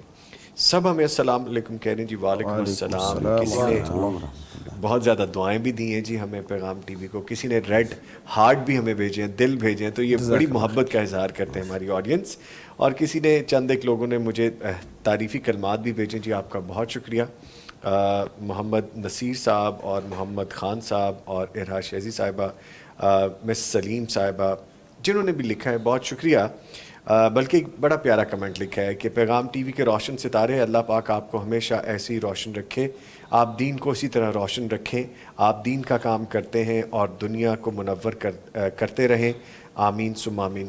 بالکل جی, اس میں یہ میرے سارے معزز مہمان شامل ہیں, ہماری ٹیم کے جو لوگ شامل ہیں, ہماری مینجمنٹ کے لوگ شامل ہیں, آپ شامل ہیں, آپ ہماری ٹیم ہیں, آپ ہماری فیملی ہے جو پیغام ٹی وی کو دیکھتے ہیں, اس کے بارے میں ہم سے بات کرتے ہیں, سیکھتے ہیں, اور کوئی اپنی اصلاح کرنے کے لیے چیز پوچھتے ہیں. یہ بھی بہت خیر کا کام ہے, کیونکہ اگر آپ اپنی اصلاح کریں گے تو اپنے ارد گرد والوں کی بھی اصلاح کر سکیں گے. باقی مجھ سے آپ محبت کرتے ہیں, اللہ تعالیٰ آپ سے محبت کریں. مجھے بس یہی بہت ہے کہ آپ میرے لیے چند ایک اچھے الفاظ لکھ دیتے ہیں. بہت شکریہ. اچھا حافظ یونس آزاد صاحب, گفتگو آخری پر آئے, میں اس کو سمیٹیں گے بھی, اور ایک ایک میسج میں اپنے معزز مہمانوں سے بھی لوں گا. جو خاندانی جھگڑوں کو سلجھانے میں خاندان کے بزرگوں کا کردار ہوتا ہے وہ بڑا اہم ہے. جس طرح ابھی قاری صاحب کہہ رہے تھے کہ یہ ایک رشتہ ہے ساس اور بہو کا, اس سے پورے رشتے جڑے ہوتے ہیں. گیو اینڈ ٹیک تھوڑا سا کر لیں, کسی کو سپیس دے دیں, ہم وہی سوچ لیں کہ ہمارے والدین ہیں یا ہماری بیٹی ہے, تو یہ سپیس ذرا اچھی ایک دوسرے کو دے لیں گے. آج کل جو ناپید ہوتا جا رہا ہے, بزرگوں کی بات نہیں سنتے, یا بزرگ بھی کہہ رہے ہیں کہ ٹھیک ہے ان کی اپنی زندگیاں گزارتے رہے, انہیں کون سی میری سنی. اپنا رول ادا کرنا چاہیے بزرگوں کو رشتے جوڑنے میں. گزارش یہ ہے کہ یہ اپنے ذہن میں بزرگ یا بڑے لوگ جی یعنی کہ بے حسی پیدا کر لیں خود بخود, ہاں جی ہاں جی, تو یہ بہت بڑا نقصان ہے, جبکہ اس کی اسلام نے اجازت نہیں دی. اور جب ہم کتاب و سنت کا انتہائی نظر عمیق سے اس مطالعہ کرتے ہیں تو اس میں ہمارے جو بزرگ لوگ ہیں, جو بڑے لوگ ہیں, وہ ان کا بہت یعنی کہ تربیت میں کردار مطلب کہ سراہا گیا ہے کہ بزرگوں کو اس میں شامل ہو کر ان کو جوڑنا چاہیے اور ان کی تربیت کرنی چاہیے, اور بزرگوں کا اس میں اعلیٰ کردار ہونا چاہیے. کیونکہ بچہ ذہین ہوتا ہے لیکن دماغ کم ہوتا ہے, ظاہر ہے ظاہر ہے وہ ذہین ہوتا ہے, دماغ کم ہوتا ہے. لیکن جیسے جیسے انسان بڑا ہوتا ہے ذہانت کم ہوتی ہے لیکن دنائی بڑھتی جاتی ہے. تو اس لیے دنائی جو ہے نا وہ ایک حکمت ہے, اس میں کمی نہیں آنی چاہیے. اختتام تک اپنا رول ہر صورت پہ ادا کرنا چاہیے. اس لیے کہ وَمَن یُؤْتَ الْحِکْمَةَ فَقَدْ أُوتِیَ خَیْرًا کَثِیرًا, جس کو اللہ نے دنائی بخشی ہے اس کو اللہ نے خیر کثیر عطا کر دیا ہے. ماشاءاللہ. ٹھیک ہے, یعنی جو جگہ اللہ نے دی ہے اس جگہ کو آپ استعمال کریں, رشتوں کو جوڑنے میں, گھروں کو جوڑنے میں, محبتیں بڑھانے میں اپنا کردار ادا کرنا چاہیے. اچھا سر, ڈاکٹر صاحب کیا یہ درست ہے کہ قطع رحمی یا رشتے توڑنے والے کی عبادات دعائیں یہ قبول نہیں ہوں گی, اور خاص طور پہ رمضان میں تو وہ پھر فضیلت سے محروم ہو گیا جو رشتے توڑ ہے, ملنا ہی نہیں. عاطف صاحب نے مجھے یہ کہہ دیا ہے میں تو ان سے ملوں گا نہیں, بات نہیں کروں گا. ہم ضائع کر رہے ہیں اپنی عبادات. بالکل ایسا ہی ہے. کئی ایک احادیث ہیں جن میں بتایا گیا ہے کہ اللہ تبارک و تعالیٰ کے ہاں جب اعمال پیش ہوتے ہیں تو اللہ تعالیٰ ان لوگوں کے اعمال روک دیتے ہیں جو آپس میں جھگڑے ہوئے ہوتے ہیں. اللہ فرماتا ہے انظروا هذین حتی یصطلحا, ان کے اعمال روکے رکھو جب تک یہ صلح نہ کر لیں. تو جو لوگ جھگڑے ہوئے لوگ ہیں, جو ایک دوسرے سے ناراض ہیں, بات چیت بند ہے, جیسے ہمارا رویہ ہوتا ہے کہ اس نے وہاں جانا ہے تو میں نے نہیں جانا, اگر میں نے جانا ہے تو اس نے نہیں آنا, اگر غلطی سامنے آ بھی گئے ہیں تو میں نے ادھر کو منہ کر لینا ہے, اس نے ادھر کو منہ کر لینا ہے. تو یہ رویہ غلط ہے اور اسلام نے اس سے منع کیا ہے, اور فرمایا کہ کسی مسلمان کے لیے جائز نہیں ہے کہ وہ 3 دن سے زیادہ اس طرح اپنے بھائی سے جو ہے بات چیت بند رکھے. اور ان دونوں میں بہتر شخص آپ نے فرمایا کہ وہ ہے وہ خیرہما الذی یبدأ بالسلام، جو سب سے پہلے آ کے کہے کہ السلام علیکم، وہ ان دونوں میں زیادہ بہتر ہے. اب آپ نے بتانا ہے کہ بہتر کون ہے. آپ اس کو بہتر بننے دینا چاہتے ہیں تو آپ کی مرضی. آپ کے لیے بہرحال موقع ہے کہ آپ بہتر بن جائیں اور سلام پہلے کر لیں. جو سلام میں پہل کرتا ہے اس کے لیے بہتری ہے. اچھا، جب ہم دیکھتے ہیں کہ صلہ رحمی یا قطع رحمی کی وجہ سے یا جو ہم آپس کے تعلقات کو توڑ لیتے ہیں ان کی وجہ سے کتنے برے اثرات ہوتے ہیں، تو مجھے ایک جیسے ہی آپ نے بات کی تو فوری طور پہ میرے ذہن میں ایک واقعہ آیا سیدنا ابو ہریرہ رضی اللہ تعالیٰ عنہ کا. وہ ایک جگہ درس دیا کرتے تھے اور جب درس شروع ہوتا تو لوگوں کو اعلانیہ طور پر اونچی آواز میں اللہ کا واسطہ دے کے کہتے تھے کہ اگر کوئی شخص قطع رحمی کرنے والا یہاں میری مجلس میں بیٹھا ہے تو اللہ کا واسطہ ہے وہ اٹھ کے چلا جائے. اٹھ کے چلا جائے. جی، جو قطع رحمی کرنے والے لوگ ہیں ان کی وجہ سے تو ہماری دعا بھی قبول نہیں ہوگی. تو اللہ کا واسطہ ہے ہمارے درمیان کوئی ایسا شخص نہ بیٹھا ہو یہاں پہ جو قطع رحمی کرنے والا ہو. یعنی صحابی رسول ہیں، درس کے لیے لوگوں کو بٹھایا ہے اور کہتے ہیں، فرما رہے ہیں، لوگوں کو کہہ رہے ہیں کہ قطع رحمی کرنے والا ہمارے پاس نہ بیٹھے. تو واقعی جی جو لوگوں کے ساتھ تعلقات کو توڑتا ہے، رشتہ داریوں کو توڑتا ہے، اس کے ساتھ اس سے بڑی بات کیا ہو سکتی ہے جو ہم نے شروع میں کہا کہ اللہ تبارک و تعالیٰ بھی اس سے اپنے تعلق کو توڑ لیتے ہیں. قاری صاحب، آپ ابھی اٹھ کے جائیں گے تو میں آپ کے پیٹھ پیچھے باتیں کرنی شروع کر دوں گا. یہ ہماری سوسائٹی کی نارمز بن گئی ہیں جو کہ نہیں تھیں. ہم بڑے روٹین میں یہ کام کرتے ہیں کہ آئے ہیں قاری صاحب، میں بڑے اچھے طریقے سے مل رہا ہوں، عاطف صاحب کو مل رہا ہوں، یونس آزاد صاحب کو مل رہا ہوں، اور گئے تو بیک بائٹنگ، چغل خوری، پیٹھ پیچھے بولنا شروع کر دیا، یہ تو ایسے، یہ ہم روٹین میں دیکھتے ہیں. اچھا، ایک تو یہ کام ہے. دوسرا، یہ ہمارے معاشرے کو، ہماری اچھائیوں کو ہماری دیمک کی طرح چاٹ رہی ہے یہ چیز. ہم باز نہیں آ رہے. ہم رمضان میں بھی دیکھتے ہیں کہ پریکٹس چل رہی ہوتی ہے جو کہ بڑی خطرناک بات ہے. ہم اپنے اعمال خود ہی خراب کر رہے ہوتے ہیں. اس گناہ سے بچنے کی کوئی پریکٹیکل عملی تدبیر ہے کہ ہم واپس آئیں اس کی طرف، اپنے دلوں کو صاف کریں، ہم اپنی یہ عادت چھوڑ. اور ہم سم ٹائمز ڈاکٹر صاحب فور نو ریزن بھی یہ کر رہے ہوتے ہیں. اس کی کوئی ریزن نہیں ہوتی. اس میں ویسے ہی مزہ آتا ہے. جی ویسے ہی کہ زبان کا چسکا وہ رکتی نہیں. ہماری زبان کی بریکیں نہیں ہے جی. اسپیڈ بریکر کہیں نہ کہیں آ جائے تو آ جائے، بریک نہیں لگتی ہماری. فرمائیے گا. ادھر میں انشاءاللہ قرآن پاک سے ایک عظیم مثال لیتا ہوں. جی پلیز پلیز. جدھر ظلم کی بھی اخیر تھی وہ ہیں یوسف علیہ السلام کہ بھائیوں نے ظلم کی اخیر کر دی، مار مار کے کنویں میں پھینک. جی بالکل بالکل. لیکن انہوں نے صبر کی اخیر کر دی. اللہ اصل میں صبر، ہم اس کو سمجھتے ہیں کہ بس خاموشی اختیار کریں یا ان کو جواب نہ دیں، دائیں بائیں باتیں کرتے پھریں. صبر کامل اصل میں یہ ہے کہ ان کو بھی جواب نہ دیں اور دائیں بائیں بھی باتیں نہ کریں. اب یوسف علیہ السلام کو قافلے والوں نے نکالا تو انہوں نے یہ بھی نہیں بولا ان کو کہ میرے بھائیوں نے مجھے کنویں میں پھینکا ہے. صبر کیا. پھر وہ منڈیوں میں بکتے رہے، اللہ نے شاہی گھر میں پہنچا دیا ہے. تو ادھر جوان ہو گئے. اب آپ سورہ یوسف پڑھیں، جوان ہونے تک بھی انہوں نے بھائیوں کا کسی کے سامنے شکوہ نہیں کیا کہ میرے ساتھ میرے بھائیوں نے یہ سلوک کی. تو بھی اللہ بھی آزماتا ہے. تو پھر بڑوں کی بڑی آزمائش ہوتی ہے. نبی علیہ السلام نے فرمایا سب سے بڑی آزمائش انبیاء کی ہوتی. تو اللہ سبحانہ و تعالیٰ نے شاہی گھر سے نکلوا کے جیل میں بند کروا کہ یہ تو آسانی والی زندگی ہے. جیل کی جب دکھ بھری زندگی شروع ہوتی پھر بڑی داستانیں یاد آتی ہیں. پھر تو قرآن پاک میں اللہ فرماتا ہے فَلَبِثَ فِي السِّجْنِ بِضْعَ سِنِينَ. جی جیل میں بھی کئی سال گزر گئے اور کئی سالوں میں بھی یوسف علیہ السلام نے جیل کے کسی ساتھی کے آگے بھی بھائیوں کا شکوہ نہیں کیا، وہاں پہ بھی بات نہیں کی، بات تک نہیں کی. تو پھر اس کی جزا اللہ، اس کامل صبر کی جزا اللہ نقد دیتا ہے. تو پھر اللہ سبحانہ و تعالیٰ نے ان کو جیل سے نکلوا کے مصر کا بادشاہ بنا دیا. سبحان اللہ. تو آپ صبر کریں گے، کسی کے سامنے شکوہ نہ، کامل صبر کریں. انہوں نے اگر زیادتی بھی کی ہے تو وہ اللہ کو بدلہ لینا آتا ہے. تو اللہ نے پھر ان کو جزا نقد دی تو ان کو سزا بھی اللہ نے نقد دی کہ وہ گھر کا آٹا بھی ختم ہو گیا.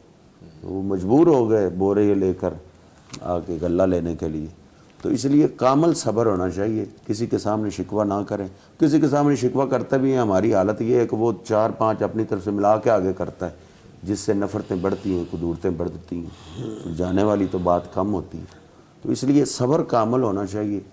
خود بھی صبر کریں اور کسی کے سامنے شکوہ نہ کریں تو اس میں فائدہ ہے. آپ کو قاری صاحب لگتا ہے کہ زبان کا چسکا پڑ گیا ہمیں کہ ہم اگر کسی کے جانے کے ہم ملیں گے بڑے اچھے طریقے سے اسے, ہم بہت اچھے طریقے سے اس سے گفتگو کریں گے, لیکن جیسے ہی وہ ڈور سے باہر ہوا ہے, آنکھ کھوجل ہوا اور آپ نے ایک نیا پینترا, یہ ہمیں کیا سوسائٹی میں یہ بات ہو گئی ہے یا ہمیں عادت پڑ گئی ہے اس چیز کی؟ بس وہ دین سے زیادہ دوری دین سے ہے. دوری. نبی کریم صلی اللہ علیہ وسلم نے ایک صحابی کو پورا دین بتایا, جی. نماز روزہ سارا, جی. اور آپ نے فرمایا میں تمہیں بتاؤں کہ سارے دین پہ عمل کرنا آسان کیسے ہو جائے گا؟ تو میں کہا بتائیں جی. آپ نے زبان کو پکڑا, کہا کف علیک, اس کو روک, زبان کو تو روک لے گا پورے دین پہ عمل کرنا آسان ہوگا. تو وہ صحابی کہنے لگے سیدنا معاذ بن جبل رضی اللہ تعالیٰ کہ زبان کی وجہ سے پکڑ ہو سکتی ہے. نبی کریم صلی اللہ علیہ وسلم نے فرمایا تیری ماں تجھے گم پائے, زیادہ لوگ جہنم میں الٹے جائیں گے زبان کی وجہ سے, زبان کی وجہ سے, زبان کی وجہ سے. اس لیے نبی کریم صلی اللہ علیہ وسلم نے بھی یہی فرمایا من کان یؤمن باللہ والیوم الاخر فلیقل خیرا او لیصمت, جو اللہ کو مانتا ہے, اللہ پہ ایمان رکھتا ہے, قیامت کے دن پہ یقین رکھتا ہے, اس کو چاہیے بولے تو خیر بولے, ورنہ خاموشی اختیار. خاموشی اختیار. ویسے خاموشی بھی بڑی مشکل ہے قاری صاحب, بڑا مشکل کام ہے. کیوں ڈاکٹر صاحب لگتا ہے کبھی کبھی یہ آزاد صاحب لگتا ہے یہ بہت مشکل ہے کہ بڑی ریاضت کا کام ہے خاموشی؟ جی ہاں, بڑی ریاضت کا کام ہے. آسانی سے خاموش نہیں رہ سکتا آدمی, جی آسانی سے خاموش نہیں رہا جا آسانی سے. سکتا. اب آپ کا اشارہ کہ میری طرف نہ, میرا تو کام ہے بولنے کا. میں نہیں, آپ تو بھلی بات کرتے ہیں. آپ نے فرمایا من فلیقل خیرا او لیسکت, بھلی بات کرو یا خاموش رہو. آپ بھلی باتیں کرنے جزاک والے اللہ, اللہ آپ کا زندگی صحت دے جی, بہت شکریہ. دیکھیں جب اتنی سیریس گفتگو تو کوئی ہلکا سا پہلو ہونا چاہیے کہ ذرا لائٹ ہو جائے. ویسے بھی بالکل افطار کے قریب کا ٹائم ہے تو ذرا تھوڑے لمحے ایسے ہوئے. وہ کہا کرتے ہیں کہ جس گفتگو میں بالکل مزاح نہ ہو وہ ایسا کھانا ہے جس میں نمک نہ ہو. نمک نہ ہو, کہیں زیادہ نمک نہ ہو جائے, میں ادھر آ جاتا ہوں آزاد صاحب کی جانب. اچھا سر, کیا صلہ رحمی عید پر مل لینا کافی ہے؟ ابھی ہم جیسے بات کریں انشاءاللہ چند دنوں بعد ہم عید میں داخل ہو جائیں گے, سارے عید کی خوشیوں میں ہوں گے. عید پہ مل لینا یا عام روٹین میں بھی ملنا چاہیے, خیریت دریافت کرنی چاہیے. صلہ رحمی کی ایک یہ مثال بھی ہونی چاہیے کہ کبھی فور نو ریزن بھی میں عاطف بھائی کے گھر چلا جاؤں, بیل کال کر کے جاؤں, بغیر پوچھے نہ جاؤں کہ آپ موجود ہوں, میں جاؤں اور پوچھوں عاطف بھائی کیسے ہیں آپ, خیریت؟ یہ بھی ہے صلہ رحمی, ہونا چاہیے یہ. صلہ رحمی کا تو صرف کوئی خاص وقت یا خاص مقام یا کوئی خاص ٹائم تو نہیں ہے. صلہ رحمی تو ایسا ایک سبجیکٹ ہے, ہاں جی, اور ایسا ایک معاملہ ہے, وہ تو 24 گھنٹے اس میں. یس بالکل بالکل بالکل. یہ تو بالکل نہیں ہے, اسلام نے اس کی مقرر کیا کہ بھی یہ فلاں وقت ہی ہونی چاہیے, فلاں ٹائم پہ ہونی چاہیے. جی, اور اس کا تو 24 گھنٹے اس کی ورکنگ, محنت, کوشش اور یہ محبت کا پیغام چلتا رہنا چاہیے. جی جی, اور دکھ درد میں شامل ہو جائیں, جا کے خیریت دریافت کر لیں. آج کل تو ہم اپنے نیبر کا نہیں پتہ ہوتا کہ کون کس حال میں رہ رہا ہے. ایک عجیب سی نفسا نفسی کا عالم ہے. ہم سلام دعا لینا قاری صاحب پسند نہیں کرتے کہ بس دیکھا اور منہ ادھر کر لیا. عجیب ہم نے روایتیں بنا لی. ہمارا دین تو یہ نہیں کہتا. آپ گھر جا کے عید میں, میری ایک چھوٹی سی یہ ایکٹیویٹی ہے کہ میں ویسے تو کوشش کرتا ہوں کہ آس پاس لوگوں سے میل جول رہے. ہم نے ایک واٹس ایپ کا گروپ بنا رکھا ہے, خیریت دریافت کرتے رہتے ہیں. رات کو اگر کوئی خدا نخواستہ کوئی ایسی ان یوزول بات ہو, ایک دوسرے سے پوچھتے ہیں, تو میں جا کے عید والے دن سب کی بیل دیتا ہوں, اپنے 4-5 گھروں کی عید ملتے. ہمیں دکھ درد میں شریک ہونا چاہیے, پوچھنا چاہیے آپ خیریت سے ہیں, معاملات صحیح ہیں. یہ روایتیں تو ہمارے آپ سے ہم نے سیکھی ہوئی روایتیں, اب یہ کیوں کم ہو رہی ہیں سر؟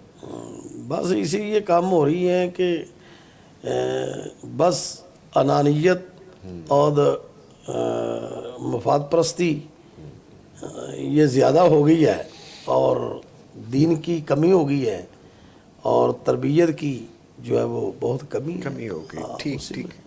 ڈاکٹر صاحب آپ چونکہ حرمین کے خطبات کا ترجمہ بھی کرتے ہیں اور ماشاءاللہ بہت خوب کرتے ہیں, اللہ آپ کو عزت دے. جزاک اللہ. اور مجھے دیکھنے سننے والے کہتے ہیں کہ یار وہ آپ کے جو ٹی وی پہ وہ کرتے ہیں ماشاءاللہ ترجمہ بڑا خوبصورت کرتے ہیں. وہ عربی ہیں؟ میں نے کہا نہیں جی وہ اجمی ہیں, وہ عربی نہیں ہے لیکن خوبصورت عربی بولتے ہیں, ٹرانسلیٹ اچھا کرتے ہیں. انٹرنیشنلی جو مسلم امہ کے لیے خاندانی نظام کی مضبوطی ہے, ایک بانڈنگ ہے, یہ کتنی اہم ہے کہ ہم سب مل کے رہیں, جڑ کے رہیں. ابھی ہم ایک گھر کی بات کریں, ایک رشتے کی, ہم گلوبلی مسلم امہ کی اگر بات کریں, صلہ رحمی اس میں بھی ہے. حالیہ تناظر میں اگر ہم دیکھ لیتے ہیں, جی, نبی پاک صلی اللہ علیہ وسلم نے تو امت کو ایک جسم قرار دیا ہے. فرمایا کہ امت کمثل الجسد الواحد اذا اشتكى منه عضو تداعى له سائر الجسد بالحمى والسهر, کہ ساری امت جو ہے وہ ایک جسم کی مانند ہے, اس کا ایک حصہ اگر بیمار ہو یا اس کے اندر تکلیف ہو تو سارا جسم تکلیف میں رہتا ہے، بے خوابی میں رہتا ہے، نیند نہیں آتی. یعنی تکلیف پاؤں میں ہے، پاؤں کی انگلی میں ہے اور آنکھیں نہیں سو رہی. تو یہ حال ہوتا ہے سارے جسم کا.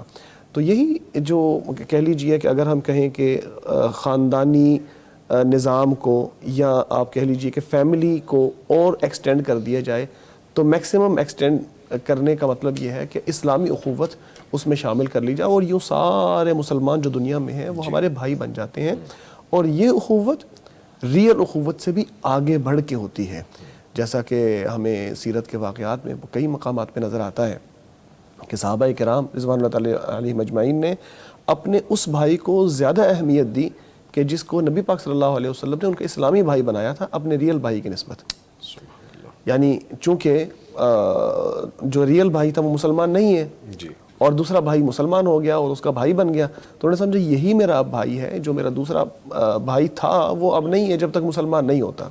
اور ایسے ہی واقعات ہمیں نظر آتے ہیں کہ اگرچہ رشتہ داروں کے ساتھ اگر مسلم نہ بھی ہوں تو ان کے ساتھ حسن سلوک کرنے کا حکم ہے، لیکن جنگ کے میدان میں جب باپ یا بیٹا سامنے آ جائیں تو پھر مسلمانوں کی طرف سے یا اللہ تبارک و تعالیٰ کے احکام یہ ہیں کہ پھر ظاہر ہے کہ جنگ ہے اور وہاں پہ آپ ایک کافر اور مشرک ہونے کے ناطے ان کو قتل کر رہے ہوتے ہیں.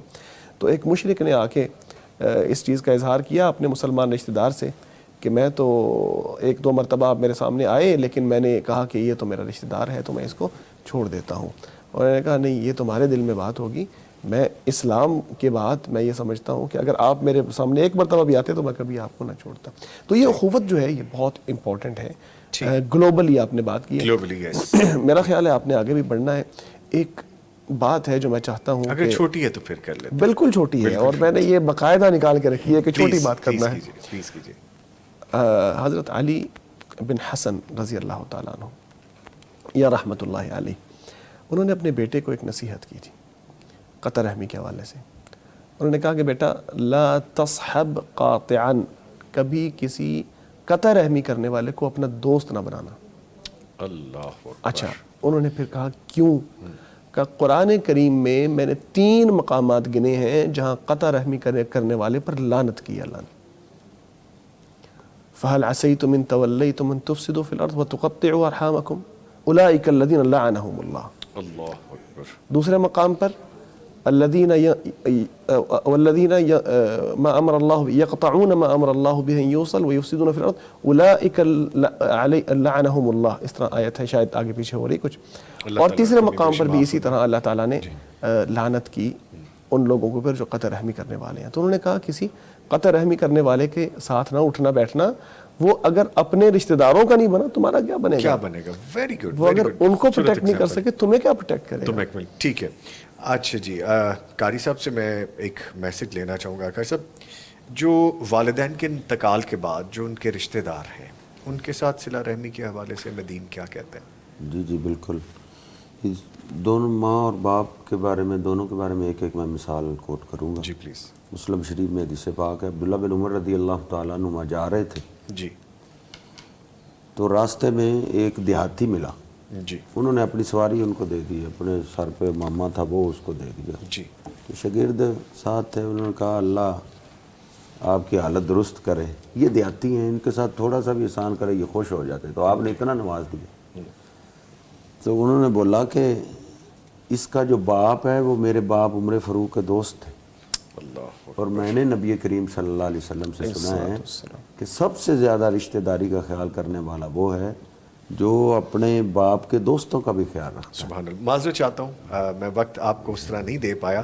میں وقت کا قیدی رہتا ہوں کیونکہ ہمیں پتہ ہے کہ ہم نے یہاں پہ ختم کرنی ہے، کلوزنگ کرنی ہے.